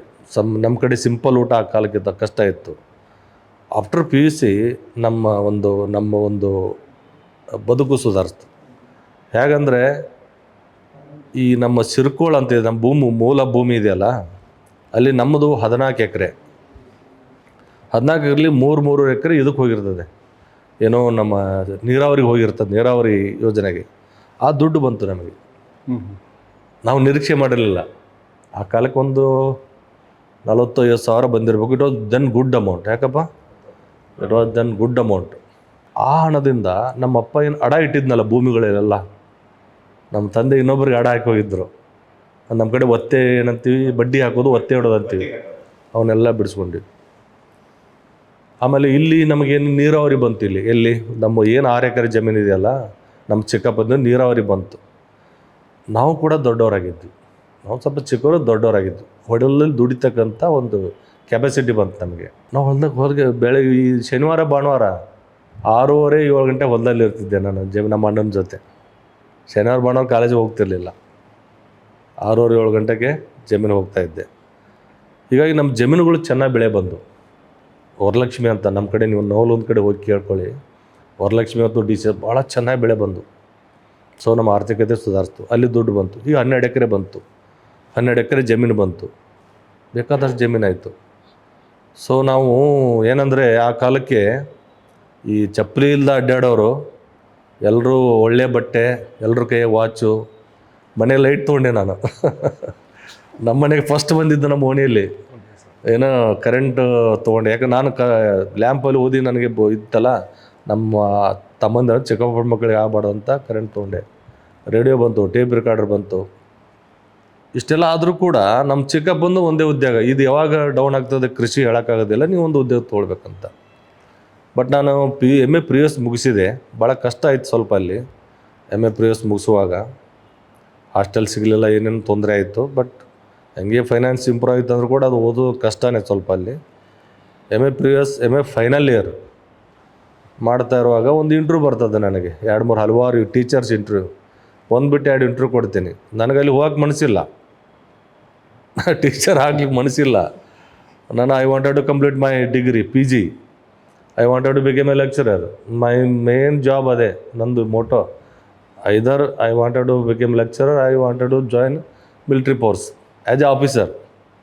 ಅದು ಆಗಲಿಲ್ಲ. ನಮ್ಮ ತಂದೆ ನಮ್ಮ ಚಿಕ್ಕಪ್ಪ, ಅಂದ್ರೆ ನಮ್ಮ ಚಿಕ್ಕಪ್ಪಗೆ ನಾವು ತಂದೆ ಅನ್ನೋಕ್ಕೆ ಸ್ಟಾರ್ಟ್ ಮಾಡಿದ್ವಿ. ನಮ್ಮ ಚಿಕ್ಕಪ್ಪ ಹಠ ಹಿಡಿದು ಕುಂತ್ಬಿಟ್ಟ. ಅಂದರೆ ಇಂಟ್ರ್ಯೂ ಬಂದುಬಿಡ್ತು, ಅಪಾಯಿಂಟ್ಮೆಂಟ್ ಆರ್ಡರ್ ಬಂದುಬಿಡ್ತು. ಒಂದು ಇಂಟ್ರ್ಯೂ ಕೊಟ್ಟೆ ಬೆಂಗಳೂರಿಗೆ. ಅದು ನನ್ನ ಮೆರಿಟ್ ಮೇಲೆ ಬಂತು. ಏನು ಇನ್ಫ್ಲುಯೆನ್ಸ್ ಎಲ್ಲ ಏನಿಲ್ಲ. ಹೋಗಿದ್ದೆ, ಇಂಟ್ರ್ಯೂ ಕೊಟ್ಟಿದ್ದೆ, ಬಂದಮೇಲೆ ಹಠ ಹಿಡಿದು ಕೂತ್ಬಿಟ್ಟ. ಅವ್ನು ಊಟ ಬಿಟ್ಟು ಕೂತ್ಬಿಟ್ಟ. ನೀವು ಜಾಬಿಗೆ ಹೋಗಲೇಬೇಕಂತ. ಜಾಬಿಗೆ ಹೋದೆ ಅನಿವಾರ್ಯವಾಗಿ. MA previous ಫೈನಲಲ್ಲಿದ್ದೆ.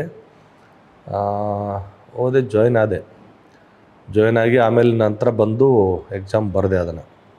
90ಯಲ್ಲಿ ನಾನು ಆ್ಯಸ್ ಎ ಟೀಚರಾಗಿ ಜಾಯ್ನ್ ಆದೆ ಅಟ್ ದೇವನಹಳ್ಳಿ ಬೆಂಗಳೂರು, ಎಲ್ಲಿ ತೆಲ್ಲೋಳಿ, ಅಲ್ಲಿ ನಿಮ್ಮ ಕಡೆ ಅಲ್ಲಿ ಟೀಚರಾಗಿ ವರ್ಕ್ ಮಾಡಿದೆ.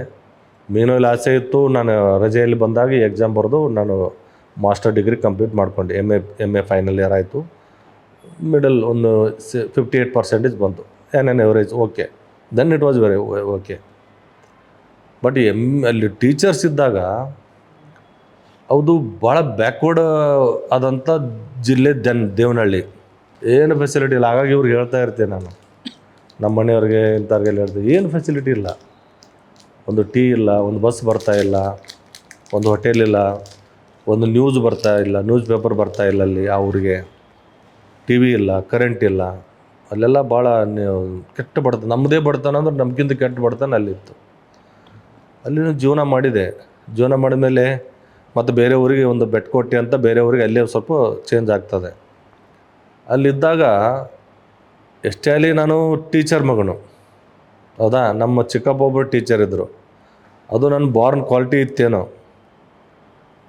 ನಾನು ಪಾಠದ ವಿಷಯದಲ್ಲಿ ಹಿಂದೆ ಬೀಳಿಲ್ಲ. ಅಲ್ಲಿ ಕೂಡ ಬೆಳಗ್ಗೆ 5 ಗಂಟೆಗೆ ಹೇಳ್ತಾ ಇದ್ದೆ, 1 ತಾಸು ಓದ್ತಾ ಇದ್ದೆ, ಸ್ಟಡಿ ಮಾಡ್ತಾಯಿದ್ದೆ. 6ರಿಂದ 7, 8 ಗಂಟೆವರೆಗೆ ಎಕ್ಸರ್ಸೈಜ್, 6ರಿಂದ 7 ಎಕ್ಸರ್ಸೈಜ್, 7ರಿಂದ 8 ಕ್ರಿಕೆಟ್. ಭಾಳ ಕೆಟ್ಟದಾಗ ಕ್ರಿಕೆಟ್ ಆಡ್ತಾಯಿದ್ವಿ. ಬಟ್ 9 ಗಂಟೆ ಒಳಗೆ ರೆಡಿ, 9ರಿಂದ 10 ಗಂಟೆ ಯಾರು ಹಳ್ಳಿ ಹುಡುಗರಿಗೆ ಯಾರು ಬ್ಯಾಕಲ್ಲಿದ್ದಾರೆ, ಯಾಕೆ ನನಗೆ ಗೊತ್ತು ಇಂಗ್ಲೀಷ್ ಕಷ್ಟ, ಇಂಗ್ಲೀಷ್ ಜೀವನ ಹೇಗಿದೆ ಅಂತ. 9ರಿಂದ 10 ಗಂಟೆ ಸ್ಪೆಷಲ್ ಕ್ಲಾಸ್ ಓದಿದ್ದೆ ಮಕ್ಕಳಿಗೆ, ಇಂಗ್ಲೀಷ್ ಬಗ್ಗೆ ಮಾತ್ರ. Understanding of English, formation of sentence ಮಕ್ಕಳಿಗೆ. ಯಾಕೆ ಅಲ್ಲಿ ಮಕ್ಕಳಿಗೆ ಇಂಗ್ಲೀಷ್ ಅಂದರೆ ದೊಡ್ಡ ಕಷ್ಟ. ಆ ಮಕ್ಕಳಿಗೆ ಇಂಗ್ಲೀಷ್ ಹೇಳ್ಕೊಟ್ಟೆ, ಇಂಗ್ಲೀಷ್ ಕಲಿತರು. ಅವ್ರಿಗೆ ಏನದು ಫಾರ್ಮೇಷನ್ ಆಫ್ ಹಳ್ಳಿ ಮಕ್ಕಳಿಗೆ ABCD ಅವ್ರು ಬರೆದಿರೋ ಮಕ್ಕಳಿಗೆ ಅಪ್ ಟು 7th ನಾನು ಫಾರ್ಮೇಷನ್ ಆಫ್ ಸೆಂಟೆನ್ಸ್ ಕಲಿಸ್ಕೊಟ್ಟಿದ್ದೆ. How to speak in English little bit. ಈಗ ನೀನು ಬಾರೋಣ ಬದಲು ಕಮ್, ಹಳ್ಳಿ ಮಕ್ಕಳಿಗೆ ಅಷ್ಟು ಸಾಕಿತ್ತು. ಅದನ್ನು ನಾನು ಕಲಿಸ್ಕೊಟ್ಟೆ. ಜೊತೆಗೆ 1-2 ಸಬ್ಜೆಕ್ಟ್ ಓದ್ತಾ ಇದ್ದೆ. ಮೀನ್ ಹೊಯ್ಲಿ ಏನಾಯಿತು, ನನಗೆ ಅಲ್ಲಿ ಜೀವನ ಸ್ವಲ್ಪ ಐಸೋಲೇಟ್ ಅನ್ನಿಸ್ತು. ನಾನು ಡಿಗ್ರಿ ಮಾಡಿದ್ದೀನಿ, PG ಮಾಡಿದ್ದೀನಿ, ಸೊಕ್ಕು ಇತ್ತು. ಅದು ಕರ್ನಾಟಕ ಯೂನಿವರ್ಸಿಟಿಯಲ್ಲಿ ನಾನು ಪೋಸ್ಟ್ ಗ್ರ್ಯಾಜುಯೇಷನ್ ಮಾಡಿದ್ದೀನಿ. ಈ ಜಾಬಲ್ಲಿ ಇರಬಾರ್ದು ಅಂಥೇಳಿ ನಾನು ಮತ್ತೆ ಸ್ಟಡಿ ಸ್ಟಾರ್ಟ್ ಮಾಡಿದೆ. KPSC ಟ್ರೈ ಮಾಡಿದೆ, ಆಗಲಿಲ್ಲ. ಬಟ್ ಇಂಟ್ರ್ಯೂ ಬಂತು. ಅದು KPSC ಎಕ್ಸಾಮ್ ಪಾಸ್ ಆಯಿತು, ಇಂಟ್ರ್ಯೂ ಬಂತು. ಬಟ್ ಅದು ಏನದು ಪೊಸಿಷನ್ ಆಗಲಿಲ್ಲ. ಕೊನೆಗೆ ಇದು ಸಬ್ ಇನ್ಸ್ಪೆಕ್ಟರ್ ಪೋಸ್ಟು. ಇದು ಒಂಥರ ನಮ್ಮ ಕಡೆ ಅಂದ್ರೆ ಉತ್ತರ ಕರ್ನಾಟಕದ ಕಡೆ ಒಂಥರ ಸಬ್ ಇನ್ಸ್ಪೆಕ್ಟರ್ ಪೋಸ್ಟ್ ಅಂದರೆ ದೆನ್ ಪ್ರೆಸ್ಟಿಜಿಯಸ್. ನಿಮಗೆ ಗೊತ್ತಿರಲಿ, ಈ ಕಡೆ ನಮ್ಮ ಕಡೆ ಪೊಲೀಸ್ ಸಬ್ ಇನ್ಸ್ಪೆಕ್ಟರ್ ಪೋಸ್ಟ್ ಅಂದರೆ ಫೌಜದಾರ್ ಅಂತಾರೆ. ಓಕೆ. ಒಂದು ಸನ್ನಿವೇಶ ಹೇಳೋದಾರೆ, ನಮ್ಮ ತಾಯಿ ಇದ್ದಾಗಿನಿಂದ ಹೇಳ್ತೇನೆ. ನಮ್ಮ ತಾಯಿ ಇದ್ದಾಗ ನಮ್ಮ ತಂದೆಗೂ ನಮ್ಮ ತಾಯಿಗೂ ಡಿಫ್ರೆನ್ಸ್ ಬಂದಿರ್ತದೆ ಏನೋ ಸ್ವಲ್ಪ ಮಟ್ಟಿಗೆ. ನಮ್ಮ ತಾಯಿ ಜಗಳಾಡಿ ತವ್ರ ಮನೆ ಬರ್ತಾಳೆ, ಅಂದರೆ ಅಳಗವಾಡಿ ಬರ್ತಾಳೆ. ನಮ್ಮ ತಂದೆ ನಮ್ಮನ್ನು ಮಾತಾಡ್ಸೋಕ್ಕೆ ಬರೋದಿಲ್ಲ. ಒಂದು ತಿಂಗಳು, ಬಹುಶಃ ವರ್ಷಗಟ್ಟಲೆ ಬರೋದಿಲ್ಲ. ನಮ್ಮ ತಾಯಿ ಅದೊಂದು ನಿಮ್ಮ ಈ ಸಂದರ್ಭದಲ್ಲಿ ಹೇಳಬೇಕಾಗ, ನಮ್ಮ ತಾಯಿ ಬಿಟ್ಟರೆ ನಮ್ಮ ಜೀವನ ಇಲ್ಲ. ದೊಡ್ಡ ಮನೆತನದವಳು, ಬಟ್ ಆ ಕಷ್ಟ ಬಂದಿತ್ತು ಅವಳಿಗೆ. ಒಂದು ಹಳ್ಳೀಲಿ ನಮ್ಮನ್ನೆಲ್ಲ ದುಡಿಲಿಕ್ಕೆ ಕರ್ಕೊಂಡು ಹೋಗ್ತಾರೆ. ಇಲ್ಲಿ ಕಮಡಳ್ಳಿ ಅಂತ ಇದೆ, ಅಲ್ಲಿ ಒಂಥರ ಏನಂದ್ರೆ ಕೂಲಿ ಕೆಲಸಕ್ಕೆ ಹೋಗ್ತೀವಿ ನಾವು. ನಾನು ಚಿಕ್ಕವನು ಇರ್ತೀನಿ, ನಾನು ದುಡ್ಡಿಲ್ಲಿ ನಮ್ಮ ತಾಯಿ ಹೋಗ್ತಿರ್ತಾಳೆ. ನಮ್ಮ ತಾಯಿ ಭಾಳ ಕಷ್ಟದಲ್ಲಿರ್ತಾಳೆ. ಒಂದು ಜೀಪ್ ಬರ್ತದೆ ಅಲ್ಲಿಗೆ. ನಾನು ಆ ಊರಿಗೆ ಹೋದಾಗ, ಕೂಲಿ ಕೆಲಸಕ್ಕೆ ಹೋದಾಗ, ನಮ್ಮ ಕಡೆ ಸುಗ್ಗಿ ಅಂತೀವಿ ಅದನ್ನು. ಒಂದು ಜೀಪ್ ಬರ್ತದೆ, ಅವನೊಬ್ಬ ಇಳಿತಾನೆ. ಬಹುಶಃ ತಹಸೀಲ್ದಾರ್, ಆ ಕಾಲಕ್ಕೆ ತಹಸೀಲ್ದಾರ್ ಇಳಿತಾನೆ. ಎಲ್ಲರ ಕೈ ಮುಗಿತಾರೆ, ಏನೇನೋ ನಾವು ಮಾಡ್ತಾರೆ. ನಾವು ದೂರಿಂದ ನೋಡ್ತಿದ್ವಿ. ನಮ್ಮ ತಾಯಿ ಅಂತಾಳೆ, ಮಗನೇ ನೀನು ಹಿಂಗೆ ಆಫೀಸರ್ ಆಗ್ಬೇಕು ನೋಡು ಅಂತಾಳೆ. ನೀವು ಓದಿಸೋದು ಬಿಟ್ಟೆ ಇಲ್ಲಿ ಕರ್ಕೊಂಬಂದುಬಿಟ್ಟೆ, ನಿಂದೇನೋ ಕಷ್ಟ ಇದನ್ನು ಗೊತ್ತಿಲ್ಲ, ಊರಿಗೆ ಹೋಗೋಣ, ನಾನು ಓದಿಸೋ ಹಿಂಗೆ ಆಫೀಸರ್ ಹಾಕೀನಿ ಅಂತ ಹೇಳ್ತಾನೆ. ನಮ್ಮ ತಾಯಿ ಪಾಪ ಅಳ್ತಾಳೆ ಅವಾಗ.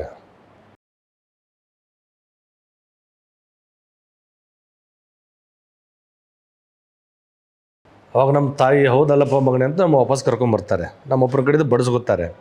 ಬಡಿಸೋದು ನಮ್ಮ ಎಜುಕೇಷನ್ ಸ್ಟಾರ್ಟ್ ಆಗುತ್ತೆ. ಹೀಗಾಗಿ ನಮ್ಮ ತಾಯಿ ಇದನ್ನು ನಾನು ಇದರಲ್ಲಿ ಬರ್ಕೊಂಡಿದ್ದೆ ಕೂಡ ಹಾಯ್ ಬೆಂಗಳೂರಲ್ಲಿ. ಹಾಂ ಸರ್, ಓಕೆ. ಈ ವಿಷಯನ ಹಾಯ್ ಬೆಂಗಳೂರು ಬರ್ಕೊಂಡಿದ್ದೆ.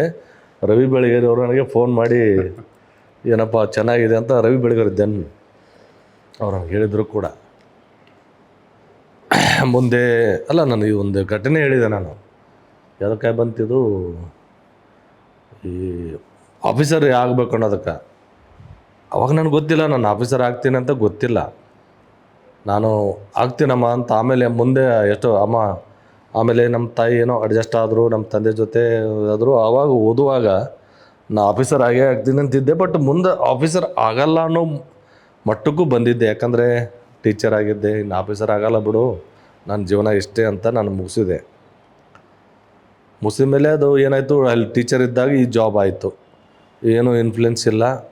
ಯಾವುದೋ ಯಾವ ಬ್ಯಾಚ್? 94 93ನಲ್ಲಿ ಎಕ್ಸಾಮ್ ಬರೆದಿದ್ದೀವಿ. 93 ಎಕ್ಸಾಮ್ ಬರೆದಿದ್ದೀವಿ. ಅದು 94ಲಿ ಫಿಸಿಕಲ್ ಆಯಿತು. ಯಾಕೆ ಮಕ್ಕಳ ಜೊತೆ ನಾನು ಓಡ್ತಿದ್ದೆ, ಆಟ ಆಡ್ತಿದ್ದೆ, ಅದಕ್ಕೇನು ತೊಂದರೆ ಆಗಲಿಲ್ಲ. ರಿಟರ್ನ್ ಇದ್ರ ಮಾರ್ಕ್ಸ್ ಚೆನ್ನಾಗಿ ಬಂತು. ಯಾವುದು ಫಿಸಿಕಲ್ ಯಾವುದು ರಿಟರ್ನ್ ಮಾರ್ಕ್ಸ್ ಚೆನ್ನಾಗಿ ಬಂತು, ಫಿಸಿಕಲ್ ಚೆನ್ನಾಗಿ ಬಂತು. ಇಂಟ್ರ್ಯೂದಲ್ಲಿ ಸ್ವಲ್ಪ ಕಷ್ಟ ಆಯಿತು. ಯಾವುದು ನಡೀತದೆ ಇದು ನಡೀತದೆ ಅಂತ ನಮ್ಮ ಕಡೆ ಹೇಳ್ತಾರಲ್ಲ, ದುಡ್ಡು ನಡೀತದೆ ಅಂತ ಹೇಳ್ತಾರೆ. ದುಡ್ಡು ಕೊಡೋ ಪೊಸಿಷನಲ್ಲಿ ಇರಲಿಲ್ಲ. ಯಾಕೆ ನಮ್ಮದು ಅದೇ ಸುಧಾರಿಸ್ತಾ ಇದ್ವಲ್ಲ, ದುಡ್ಡು ಕೊಡೋ ಪೊಸಿಷನಲ್ಲಿ ಇರಲಿಲ್ಲ. ಮುಂದೆ ಆಯ್ತಪ್ಪ ಅಪಾಯಿಂಟ್ ಏನದು ಆನ್ ಮೆರಿಟ್ ಬೇಸಿ ಅಪಾಯಿಂಟ್. ಯಾವುದು ನಂದು ಈಗ ಟೀಚರ್ ಪೋಸ್ಟು ಕೂಡ ಮೆರಿಟ್ ಬೇಸಿ ಮೇಲೆ ಆಗಿತ್ತು, ಇದು ಕೂಡ ಮೆರಿಟ್ ಮೇಲೆ ಬೇಸ್ ಆಯಿತು. 94ಲಿ ಸೆಲೆಕ್ಷನ್ ಆಯಿತು. ಸೆಲೆಕ್ಷನ್ ಆದಮೇಲೆ ನಿಮ್ಗೆ ಗೊತ್ತಿದೆ ಟ್ರೈನಿಂಗ್ ಆಗ್ತದೆ ನಮಗೆಲ್ಲ ಮೈಸೂರಲ್ಲಿ ಟ್ರೈನಿಂಗ್ ಆಗ್ತದೆ. ಅಂದಾಜು 1.5 ವರ್ಷ ಟ್ರೈನಿಂಗ್ ಆಗ್ತದೆ. ಸರ್, ಟ್ರೈನಿಂಗ್ ಆಫೀಸರ್ ಯಾರಿದ್ರು ಸರ್? ಆಗ ಆಫೀಸರ್ ಯಾರಿದ್ರು ಸರ್ ಆಗ ನಿಮ್ಮ ಟೈಮಲ್ಲಿ? ನಮಗೆ ಟ್ರೈನಿಂಗ್ ಆಫೀಸರು ಇವು ಸುರೇಶ್ ಸರ್ ಅಂತ. IPS sir? IPS sir, Suresh Babu ಅಂತ. ಹಾಂ. ನೋಡಿ, ನಮ್ಮ ಜೀವನದಲ್ಲಿ ನಾವು ನೆನೆಸ್ಕೋಬೇಕಾಗಿದ್ದು ಒಂದನೇದಾಗಿ ನಿಮಗೆ ಗೊತ್ತಿರಲಿ FTR ಕೊಲೆಸು. Then he was ADG and chairman of our recruitment committee. Honest to the core. Kodandaramaiah sir ಅವರು ಕೂಡ ನಮಗೆ ರಿಕ್ರೂಟ್ಮೆಂಟ್ ಕಮಿಟಿ ಮೆಂಬರ್ ಇದ್ದರು.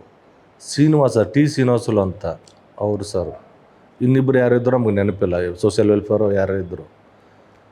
ನಮಗೆ ₹1 ಖರ್ಚಾಗಲಂಗೆ ಅಪಾಯಿಂಟ್ ಮಾಡಿಸಿದ್ದಾರೆ. ನಾವು ಇವತ್ತೇನಾದ್ರು ಒಂದು ಊಟ ಮಾಡಬೇಕಾದ್ರೆ FTR ಕೊಲೆಸೋ ಸರ್ಗೆ, ಶ್ರೀನಿವಾಸುಲು ಸರ್ಗೆ, ಕೋದಂಡರಾಮ್ ಸರ್ಗೆ, ಇನ್ನಿಬ್ಬರು ಯಾರು ಸೋಷಿಯಲ್ ವೆಲ್ಫೇರ್ ನಾನು ಮರ್ತಿದ್ದೀನಿ ಅವ್ರು, ಪಾಪ ಅವ್ರ ಹೆಸರು. ಅವ್ರು ನೆನ್ಕೊಂಡೆ ಊಟ ಮಾಡಬೇಕು. ಟ್ರೈನಿಂಗ್ ಆಗ್ತದೆ.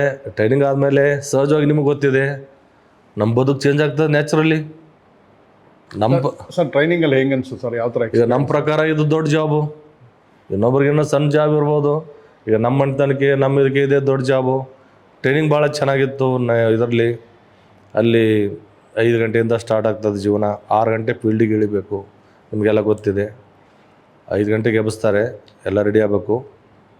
ಮೊದಲ ಏನದು ಫಿಸಿಕಲ್ ಟ್ರೈನಿಂಗ್ ಇರ್ತದೆ 7:15ವರೆಗೆ. ನೀರು ಇಳಿಸ್ತಾರೆ, ರನ್ನಿಂಗ್, ಒಂದು ಅರ್ಧ ತಾಸು ರನ್ನಿಂಗ್ ಇರ್ತದೆ, ಎಕ್ಸರ್ಸೈಸ್ ಇರ್ತದೆ. ಆಮೇಲೆ 7-8 ಗಂಟೆ ಬಿಡ್ತಾರೆ. 8ರಿಂದ 9 ಗಂಟೆ ಒಳಗೆ ನಾವು ಸ್ನಾನ ಮಾಡಿ, ತಿಂಡಿ ಮಾಡಿ, ಡ್ರೆಸ್ ಹಾಕೊಂಡು ಮತ್ತೆ ಕ್ಲಾಸಿಗೆ ರೆಡಿ ಆಗಬೇಕು. ಫಸ್ಟ್ ಯೂನಿಫಾರ್ಮ್ ಹಾಕಿದ್ರಲ್ಲ ಸರ್, ಏನು ಫೀಲ್ ಆಯಿತು ಸರ್? ನನಗೆ ನಿಜಕ್ಕೂ ನಮ್ಮ ತಾಯಿ ನೆನಪು. ಸಹಜವಾಗಿ ನಮ್ಮ ತಾಯಿ ನೆನಪಾಯಿತು. ಆಮೇಲೆ ನಮ್ಮ ಚಿಕ್ಕಮ್ಮ, ನಮ್ಮ ಅಜ್ಜಿ. ಯಾಕಂದರೆ ಫಸ್ಟ್ ನಾವು ಯೂನಿಫಾರ್ಮ್ ಹಾಕಿದ್ದು ಆಫ್ಟರ್ ಟ್ರೈನಿಂಗ್ ಜಾಯ್ನ್ ಆದ್ಮೇಲೆ ಆಫ್ಟರ್ 2 ಮಂತ್ ಅಂದ್ರೆ ಅವಾಗ ಈಗ ಇಮಿಡಿಯೇಟ್ ಹಾಕ್ತಾರೆ. ಅವಾಗ ಟ್ರೈನಿಂಗ್ ಆದಮೇಲೆ ಇದು ಮಾರ್ಚ್ ಆಫ್ ಸ್ಯಾಲ್ಯೂಟ್ ಎಲ್ಲ ಕಲ್ತ್ಮೇಲೆ ಟ್ರೈನಿಂಗ್ ಹಾಕ್ತಾರೆ. ಫಸ್ಟ್ ಹಾಕಿದ್ರೆ ನಮಗೆ ಒಂಥರ ಏನಪ್ಪ ಇದನ್ನು ನಾನು ನನಸ ನನಗೆ ಹಾಕ್ತಿದ್ವಾ. ಈಗ ನಮ್ಮ ಪೋಸ್ಟನ್ಗೆ ಯೂನಿಫಾರ್ಮ್ ಹಾಕೋದು ಕಷ್ಟ ಇತ್ತು. That too of sub inspector post then ಹಾಕೋದು ಕಷ್ಟ ಇತ್ತು. ನಮಗೆ ಒಂಥರ ಸಂತೋಷ ಆಯಿತು, ಭಾಳ ಖುಷಿ ಆಯಿತು. ಒಬ್ರಿಗೊಬ್ರು ಕೆಲವರು ಅಪ್ಕೊಂಡಿದ್ದೀವಿ. ಅದೊಂಥರ ಇದು. ಯಾಕಂದರೆ ನಮ್ಮ ಹುದ್ದೆಗೆ ಇದೆ ದೊಡ್ಡದು. ಕೆಲವರು DSP ಆಗಿ ಅಪಾಯಿಂಟ್ ಆಗ್ತಾರೆ, ಕೆಲವರು IPS ಆಗಿ ಅಪಾಯಿಂಟ್ ಆಗ್ತಾರೆ. ಅವ್ರಿಗೆ ಅದು ದೊಡ್ಡದು, ನಮಗಿದೆ ದೊಡ್ಡದು. ಖುಷಿ ಆಯಿತು. ಫಸ್ಟು ಪ್ರೊಬೇಷನರಿ ಅದ ಮುಂದೆ ಸಹಜವಾಗಿ ಚೆನ್ನಾಗಿ ನಡೀತದೆ ನಮ್ಮ ಜೀವನ. ಯಾಕೊಂದು ಜಾಬ್ ಸಿಕ್ಕಿದೆ. ಮುಂದೆ ಪ್ರೊಬೇಷನರಿ ಬಳ್ಳಾರಿ ಹಾಕಿದರು. ಬಳ್ಳಾರಿ ನಾವು ನಿರೀಕ್ಷೆ ಇರಲಿಲ್ಲ. ನಮ್ಮ ನಿರೀಕ್ಷೆ ಯಾವುದದು ಬೆಳಗಾಂ, ಧಾರವಾಡ, ಆಮೇಲೆ ನಮ್ಮದು ಒಳ್ಳೆ ಜಿಲ್ಲೆ ಇತ್ತು. ನಮ್ಮ ನಿರೀಕ್ಷೆ ತಕ್ಕಂಗೆ ನಮ್ಮ ತದ್ವಿರುದ್ಧವಾಗಿ ಇದಕ್ಕೆ ಹಾಕಿದ್ರು. ಎಲ್ಲಿ? ಬಳ್ಳಾರಿ ಜಿಲ್ಲೆ ಹಾಕಿದ ನಾವು ನಿಜಕ್ಕೂ ಫೇಡೆಡ್, ಎಂಥ ಜಿಲ್ಲೆ ತಂದು ಹಾಕಿದ್ರಲ್ಲಪ್ಪ ಅಂತ. ಒಂದು 5 ಜನ ನಮಗೆ ಅಲ್ಲಿ ಹೋಗಿ ರಿಪೋರ್ಟ್ ಮಾಡ್ಕೊಳಕ್ಕೆ ಹೋಗಿದ್ದೀವಿ, ಹತ್ಬಿಟ್ಟು ನಾವು ಬಳ್ಳಾರಿ ನೋಡಿ. ಅಲ್ಲಿ ನಾವೆಲ್ಲ ಕನ್ನಡ ಮಾತಾಡಲಿಲ್ಲ, ತೆಲುಗು ಮಾತಾಡ್ತಾರೆ. ನಾವು ರಾತ್ರಿ ರಿಪೋರ್ಟ್ ಮಾಡ್ಕೊಳಕ್ಕೆ ಹೋಗಿದ್ದೀವಿ, ನಮ್ಗೆ ಯಾರು ಕನ್ನಡದಲ್ಲಿ ಮಾತಾಡ್ತಾ ಇಲ್ಲ, ಸರಿಯಾಗಿ ತೆಲುಗು. ನಾವು ಎಲ್ಲಿ ಬಂದೀವಪ್ಪ ಅಂತ ಸ್ವಲ್ಪ ಎಲ್ಲೋ ದುಃಖ ಆಯಿತು. ಅದ್ರ ಬಿಡಪ್ಪ, ಎಲ್ಲಾದರೂ ಜಾಬ್ ಅಂತ ಹೊಂದ್ಕೊಂಡಿವಿ ಮುಂದೆ. Bellary is a good police for policing, but ಅದು hottest place. At the same time very greenery place. ನಮ್ಗೆ ಯಾರು ಗೊತ್ತಿಲ್ಲ ಅದು. ಸಂಡೂರು ಹೇಳಿ sir. It is greenery place. ಯಾಕಂದರೆ ಒಳ್ಳೆ ನೀರಾವರಿ ಇದೆ. ಅಲ್ಲಿಂದ ನಮಗೆ ಸಿರುಗುಪ್ಪ ಅಂತ ಹಾಕಿದರು, which is the remote taluk of Bellary, but best taluk, rich taluk. ನಮ್ಗೆ ಗೊತ್ತಿಲ್ಲ. ನಾವು ನವಲುಂದು ನಮ್ಮದೇ ಅಂತ ಅಲ್ಲಿ ಹೋಗಿ ನೋಡಿದ್ವಿ, rich taluk. It is irrigated taluk. ಅಲ್ಲಿ ನಮ್ಮ ಜೀವನ ಸ್ಟಾರ್ಟ್ ಆಯಿತು. ಅಲ್ಲಿ ಎಲ್ಲ ಆಯಿತು, ಟ್ರೈನಿಂಗ್ ಚೆನ್ನಾಗಾಯಿತು. ಆದ ಟ್ರೈನಿಂಗ್ ಅಲ್ಲೇ ಬೇರೆ ಕಡೆ ಎಲ್ಲ ಆಗ್ತಾರೆ. ಹೊಸಪೇಟೆ, ಬಳ್ಳಾರಿ ಆದಮೇಲೆ ಅಗೇನ್ ಪೋಸ್ಟಿಂಗ್ ಅಲ್ಲೇ ಇದಕ್ಕಾಗುತ್ತೆ ಅಂತ, ತೆಕ್ಕಲಕೋಟೆಗೆ ಅಂತ ಆಗುತ್ತೆ. ತೆಕ್ಕಲಕೋಟೆ ಅಂತ first police station Tekkalakote, notorious place. ಅಲ್ಲಿ ಏನದು, ಇಬ್ಬರು ಕಾನ್ಸ್ಟೇಬಲ್, ಒಬ್ಬ ಸಬ್ ಇನ್ಸ್ಪೆಕ್ಟರ್ನ ಹಾರ್ಡಾಗಲಿ ಹೊಡೆದಾಕಿದಂಥ ಒಂದು ಪ್ಲೇಸ್ ಅದು. ಆ ಕಾಲಕ್ಕೆ ಏನಾದರೂ ಡಕಾಯಿಟಿಗಳು, ರೋಡ್ ಡಕಾಯಿಟಿ ಭಾಳ ಆಗ್ತಾ ಇರ್ತವೆ. ಬಸ್ಸನ್ನು ನಿಲ್ಲಿಸಿ ಹೊಡಿತಾ ಇರ್ತಾರೆ, ಒಂಟಿ ಮನೆ ಹೊಡಿತಿರ್ತಾರೆ.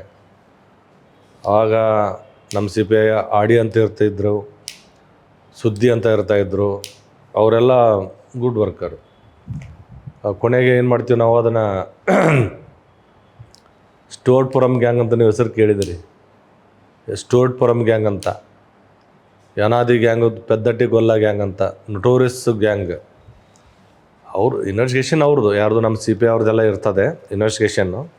ನಾವೆಲ್ಲ ಅವ್ರಿಗೆ ಸ್ಟೋರ್ಪುರಂ ಅಲ್ಲಿ ಹೋಗಿ ಎಲ್ಲ ಹಿಡ್ಕೊಂಬಂದಿದ್ವಿ. ಹೆಂಗೆ ಅಲ್ಲೆಲ್ಲ ಹೋಗಿ ಅಟ್ಯಾಕ್ ಮಾಡಿ ಹಿಡ್ಕೊಂಬಂದಿದ್ವಿ. ಬಟ್ ಮುಂದೆ ಕಂಟ್ರೋಲ್ ಆಯಿತು. ಅದಾದಮೇಲೆ ನೆಕ್ಸ್ಟು ಏನಾಗುತ್ತೆ, ಈ ಸ್ಟೇಜಲ್ಲಿ ಅದೇ ಚೌಕ್ರಿ ಮಿಲೆತ್ತು, ನೌಕರಿ ಮಿಲೆತ್ತು, ಚೌಕ್ರಿ ಮಿಲೆಗೆ. ಸಹಜವಾಗಿ ಏನಾಗುತ್ತೆ, ತೆಕ್ಕಲಕೋಟೆಯಲ್ಲಿದ್ದಾಗ ಸಿರೂಪದಲ್ಲಿ ಒಂದು ಕಮ್ಯುನಲ್ ಇನ್ಸಿಡೆಂಟ್ ಆಗುತ್ತೆ, ಕಮ್ಯುನಲ್ ಗಲಾಟೆ ಆಗುತ್ತೆ. ಹಿಂದೂ ವರ್ಸಸ್ ಮುಸ್ಲಿಂ, ರಂಜಾನ್ ದಿವಸನೇ 1996 ಹಿಂದೂ ಮುಸ್ಲಿಂ ದೊಡ್ಡ ಮಟ್ಟದ ಗಲಾಟೆ ಆಗುತ್ತೆ. ಅವರು ಮುಸ್ಲಿಮ್ಸ್ ರಂಜಾನ್ ವೇಳೆ ಏನೋ ಯಾರೋ ಟೂನಪ್ ಮಾಡಿದ್ರಂತ ಹಿಂದೂಗಳ ಮೇಲೆ, ಎಸ್ಪೆಷಲಿ ಜೈನ್ ಕಮ್ಯುನಿಟಿ ಮೇಲೆ ಅಟ್ಯಾಕ್ ಮಾಡ್ತಾರೆ. ದೊಡ್ಡ ಬಂದೋಬಸ್ತ್ ಆಗ್ತದೆ, ಎಲ್ಲರೂ ಬರ್ತಾರೆ. ನಾವು ಅಷ್ಟೇ ಅಲ್ಲ, ನಾವು ವೆರಿ ಬಚ್ಚಾಸ್, ಯಂಗ್ ಸಬ್ ಇನ್ಸ್ಪೆಕ್ಟರ್ಸ್ ಎಲ್ಲ, DSP SP ಎಲ್ಲ ಬರ್ತಾರೆ. ಸಿಕ್ಕಾಪಟ್ಟೆ ಫೈರಿಂಗ್ ಆಗ್ತದೆ. ನನ್ನ ಜೀವನದಲ್ಲಿ ಫಸ್ಟ್ ಫೈರಿಂಗ್ ಅದು. 30 ರೌಂಡ್ ಫೈರಿಂಗ್ ಮಾಡ್ತೀನಿ. ಯಾರಿಗೆ ಹೋಗಿ ಬೀಳ್ತದೋ ಅದು ಆಮೇಲೆ ಗೊತ್ತು. 30 ರೌಂಡ್ ಫೈರ್, ಎಲ್ಲರೂ ಫೈರ್ ಮಾಡ್ತಾರೆ. ಮೋರ್ ದ್ಯಾನ್ ನಮ್ಮ SP ಗೋಪಾಲ್ ಹೊಸೂರು ಅಂತಿದ್ದ, ವೆರಿ ಖಡಕ್ ಆಫೀಸರ್, ಗೋಪಾಲ್ ಹೊಸೂರು ಸಾರ್ ಅಂತಿದ್ದರು, ರಿಟೈರ್ಡ್ ADGP ಇಂಟ್. ಅವರು ಆದೇಶ ಮಾಡ್ತಾರೆ, ಒಂದು 1000 ಬುಲೆಟ್ ಹೊಡೆದಿರ್ತೀವಿ, 1000 ರೌಂಡ್ ಫೈರ್ ಮಾಡಿರ್ತೀವಿ. ಎಷ್ಟೋ ಜನ ಗಾಯ ಆಗ್ತವೆ, ಸೆಕ್ಯೂರ್ ಮಾಡ್ತೀವಿ ಎಲ್ಲರೂ. ಆಫ್ಟರ್ 1 ವೀಕ್ ಕಂಟ್ರೋಲ್ ಬರ್ತದೆ ಅದು. ಬಟ್ ಇಲ್ಲಿ ಏನಾಗ್ತದೆ ಅಂದರೆ, ಈ ಕಂಟ್ರೋಲ್ ಮಾಡುವಾಗ ಅಲ್ಲಿ ಹಿಂದೂ ಮುಸ್ಲಿಮ್ ಏರಿಯಾ ಇರ್ತದೆ. ಒಂದು ಕಡೆ ಬ್ರಾಹ್ಮಣರು ಓದಿ, ಅದ್ರ ಹಿಂದ್ಗಡೆ ಮುಸ್ಲಿಮ್ ಓಣಿ. ಈ ಬ್ರಾಹ್ಮಣರು ಓಣಿಯಲ್ಲಿ ನಮಗೆ ರೌಂಡ್ಸ್ ಹೊಡ್ಲಿಕ್ಕೆ ಕೇಳ್ತಾರೆ. ನಾವು ಅವಾಗ ರೌಂಡ್ಸ್ ಹೊಡಿತಾ ಇರ್ತೀವಿ. ಒಂದು ಮಣಿತನ ಪರಿಚಯ ಆಗ್ತದೆ. ಅಂದರೆ ಅವ್ರ ಚಿಕ್ಕಪ್ಪ ಪರಿಚಯ ಆಗಿರ್ತಾನೆ. ನೀರು ಕುಡಿಯೋ ನೆಪದಲ್ಲಿ ಹೋಗ್ತಾ ಇರ್ತೀವಿ ಒಂದು ಮನೆಗೆ. ಹುಡುಗಿ ಸಹಜವಾಗಿ ಒಂದು ಹುಡುಗಿ ಪರಿಚಯ ಆಗ್ತಾಳೆ ಅವ್ರ ಮನೆಯಲ್ಲಿ. ಹೋಗ್ತಾ ಅವರು ಒಂಥರ ಅವ್ರು ಸ್ವಲ್ಪ ಅನುಕೂಲಸ್ಥರು ಮಾಡ್ತಾನೆ. ಬಟ್ ನಾವು ಹಂಗೆ ನೀರು ಕುಡಿಯೋಕ್ಕೆ ಹೋಗೋದು, ಟೀ ಕುಡಿಯೋಕ್ಕೆ ಹೋಗೋದು ರೌಂಡ್ಸಲ್ಲಿದ್ದಾಗ ಆ ಒಂದು ಅದೇ ಓಣಿಯಲ್ಲಿ ಒಂದಷ್ಟು ಅರೆಸ್ಟ್ ಮಾಡೋಕ್ಕೆ ಹೋಗ್ತಾ ಇರ್ತೀವಿ. ಪೆಟ್ರೋಲಿಂಗ್ ಬೇಕಂತ ಜಾಸ್ತಿ ಹೋಗೋದು, ನಿಮಗೆ ಗೊತ್ತಲ್ಲ, ಹೋಗೋದು. ಆ ಪರಿಚಯ ನೀರು ಕುಡಿಯೋಕ್ಕಂತ ಹೋಗೋದು. ಆವಾಗ ಅಲ್ಲಿ ಪೂಜಾರಿ ಮನೆತನ ಅಂತ ಒಂದು ಮನೆತನ, ಆ ಮನೆ ಒಂದು ಹುಡುಗಿ ಪರಿಚಯ ಆಗ್ತದೆ, ಅವ್ರನ್ನೇ ಮದುವೆ ಆಗ್ತದೆ. ಆಮೇಲೆ ಅಲ್ಲಿ MLA, ಆಮೇಲೆ ಅಲ್ಲಿ ತಹಸೀಲ್ದಾರ್, ನಮ್ಮ DSP, ಆಮೇಲೆ ಇವನ್ SP ಕೂಡ ಅದನ್ನು ನೆಗೋಷಿಯೇಟ್ ಮಾಡಿ ಮದುವೆ ಮಾಡ್ತಾರೆ. ಅಲ್ಲಿ ಮದುವೆ ಆಗ್ತೀವಿ. ನೋಡಿ ನಾವು ಒಳ್ಳೆ ಅಂದ ಹೋದ ಜಿಲ್ಲೆಯಲ್ಲೇ ಇನ್ನೇನು ಬಿಟ್ಟು ಬರಬೇಕು ಅನ್ನೋ ಜಿಲ್ಲೆಯಲ್ಲೇ ಕೊನೆ ಮದುವೆ ಆಗ್ಬೇಕಾಗ್ತದೆ, ಅಲ್ಲೇ ಮದುವೆ ಆಗ್ತೀವಿ. ಆಮೇಲೆ ನಂತರ ಕುರುಗೋಡು ಅಂತ ಇದ್ದಾರೆ, ಕುರುಗೋಡು ಸ್ಟೇಷನಲ್ಲಿ ಕೆಲಸ ಮಾಡ್ತೀವಿ, ಅಲ್ಲೊಂದು 3 ವರ್ಷ ರೈತರ ಸಮಸ್ಯೆ ಭಾಳ ಅದು ಅಟೆಂಡ್ ಮಾಡ್ತೀವಿ. ಆಮೇಲೆ ಹೊಸಪೇಟೆಯಲ್ಲಿ ಮಾಡ್ತೀನಿ. Hospet then it was very good town. ಈಗ ಅಲೋಕ್ ಮೋಹನ್ ಸರ್ ಇದ್ದಾರಲ್ಲ, ಈಗ ನಮ್ಮ ಡಿ ಜಿ ಪಿ ಸಾಹೇಬ್ರು ಇದ್ದಾರಲ್ಲ, ಅವ್ರು ನಮ್ಮನ್ನು ಅಲ್ಲಿ ಹುಡುಕಿ ಕೊಡ್ತಾರೆ ಆ ಸ್ಟೇಷನ್ಗೆ. Then it was very prestigious and good station.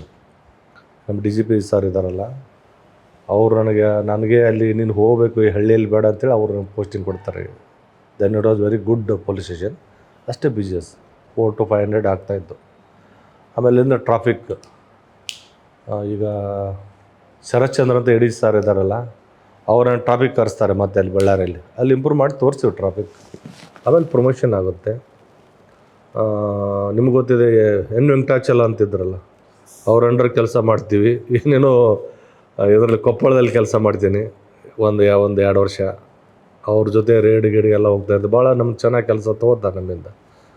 ಅದಾದಮೇಲೆ ಮತ್ತೆ ಅಗೇನ್ ಇದಕ್ಕೆ ಹೋಗ್ತೀವಿ, ಮತ್ತೆ ಹುಬ್ಬಳ್ಳಿ ಒಂದು DCIB ಪೋಸ್ಟ್ ಅಂತ ಆಗ್ತದೆ ಬಳ್ಳಾರಿ.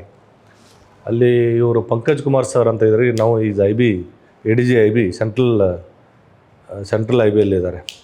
ಅವರು ಈ ಮೈನ್ ಮಾಫಿಯಾ ಕಂಟ್ರೋಲಿಗೆ ಎಂಟ್ರಿ ಆಗ್ತಾರೆ. ಮೈನ್ ಮಾಫಿಯಾ ಕಂಟ್ರೋಲ್ ಮಾಡ್ತೀವಿ ಅವಾಗ. ಪಂಕಜ್ ಕುಮಾರ್ ಸರ್ ಅಂತ ಇದ್ದಾರೆ. ಈಗ ನಾವು is at Delhi. Mine mafia ಪೂರ್ತಿ ಕಂಟ್ರೋಲ್ ಮಾಡ್ತಾರೆ. ಅವ್ರ ಸ್ಕ್ವಾಡಲ್ಲಿ ಶ್ರೀವಾತ್ಸವ್ ಅಂತ DC ಇರ್ತಾರೆ. ಮೈನ್ ಮಾಫಿಯಾ ಕಂಟ್ರೋಲ್ ಮಾಡ್ತಾರೆ ಅವಾಗ. ಅವ್ರ ಟೀಮಲ್ಲಿ ನಾವು ಇರ್ತೀವಿ, ಕಂಟ್ರೋಲ್ ಆಗಿರ್ತದೆ. ಮುಂದೆ ಯಾವುದಾದ್ರು ಹಂತಲ್ಲಿ ಹೋಗ್ತದೆ, ಅದು ನೀವು ಮಾತಾಡೋದು ಬೇಡ. ಅದಾದಮೇಲೆ ಮುಂದೆ ಹೊಸಪೇಟೆಯಲ್ಲಿ ಕೆಲಸ ಮಾಡಿದೆ ಇನ್ಸ್ಪೆಕ್ಟ್ರಾಗಿ, ಪೊಲೀಸ್ ಇನ್ಸ್ಪೆಕ್ಟ್ರಾಗಿ. ನಂತರ ಹೊಸಪೇಟೆಯಿಂದ ಅಗೇನ್ ಮತ್ತೆ ಲೋಕಾಯುಕ್ತ ಆಗುತ್ತೆ. ಮತ್ತೆ ಲೋಕಾಯುಕ್ತ 2 ವರ್ಷ. ಇವರು ಇದ್ದಾರೆ ಸಂತೋಷ್ ಹೆಗಡೆ ಸರ್, ಅವ್ರ ಜೊತೆ ಮತ್ತೆ ಒಂದು 2 ವರ್ಷ ಕೆಲಸ ಮಾಡ್ತೀವಿ. ಸಂತೋಷ್ ಹೆಗಡೆ ಸರ್ ಜೊತೆ. ದತ್ತ ಸರ್ ಅಂತಿದ್ದರು ನಮಗೆ ಅವಾಗ, ನಾವು ಈಸ್ ರಿಟೈರ್ಡ್. RK ದತ್ತ ಸಾಹೇಬರು. RK ದತ್ತ ಅವ್ರಿಗೆ ಗುಡ್ ಕಿಸ್ ಕೊಟ್ಟವನೇ ನಾನು ಅವಾಗ. ನೀವು ಅವ್ರನ್ನೇ ಕೇಳ್ಬೋದು. ಒಳ್ಳೆ ಕೇಸ್ ಕೊಡ್ತೀವಿ. ಈಗ ನಾವು ಕೋರ್ಟ್ ಎವಿಡೆನ್ಸ್ ನಡೀತಾ ಇದ್ದಾವೆ. ಅದಾದಮೇಲೆ ಅಲ್ಲಿಂದ ಹುಬ್ಬಳ್ಳಿ ಬರ್ತೀವಿ. ಯಾಕಂದರೆ ನಮಗೆ ಅಷ್ಟೊತ್ತಿಗೆ ನಮ್ಮ ನೇಟಿವ್ ಕಡೆ ಬರ್ಬೇಕು ಅನಿಸ್ತದೆ. ಮೀನು ಇಲ್ಲಿ ಮಕ್ಕಳಾಗಿರ್ತಾರೆ, 3 ಜನ ಮಕ್ಕಳಾಗ್ತಾರೆ. ಹುಡುಗ ರಾಘವೇಂದ್ರ ಅಂತ, ರಾಜೇಶ್ವರಿ, ರಕ್ಷಿತಾ. ಹೀಗಾಗಿ ಸ್ವಲ್ಪ education. Madam name Kanyakumari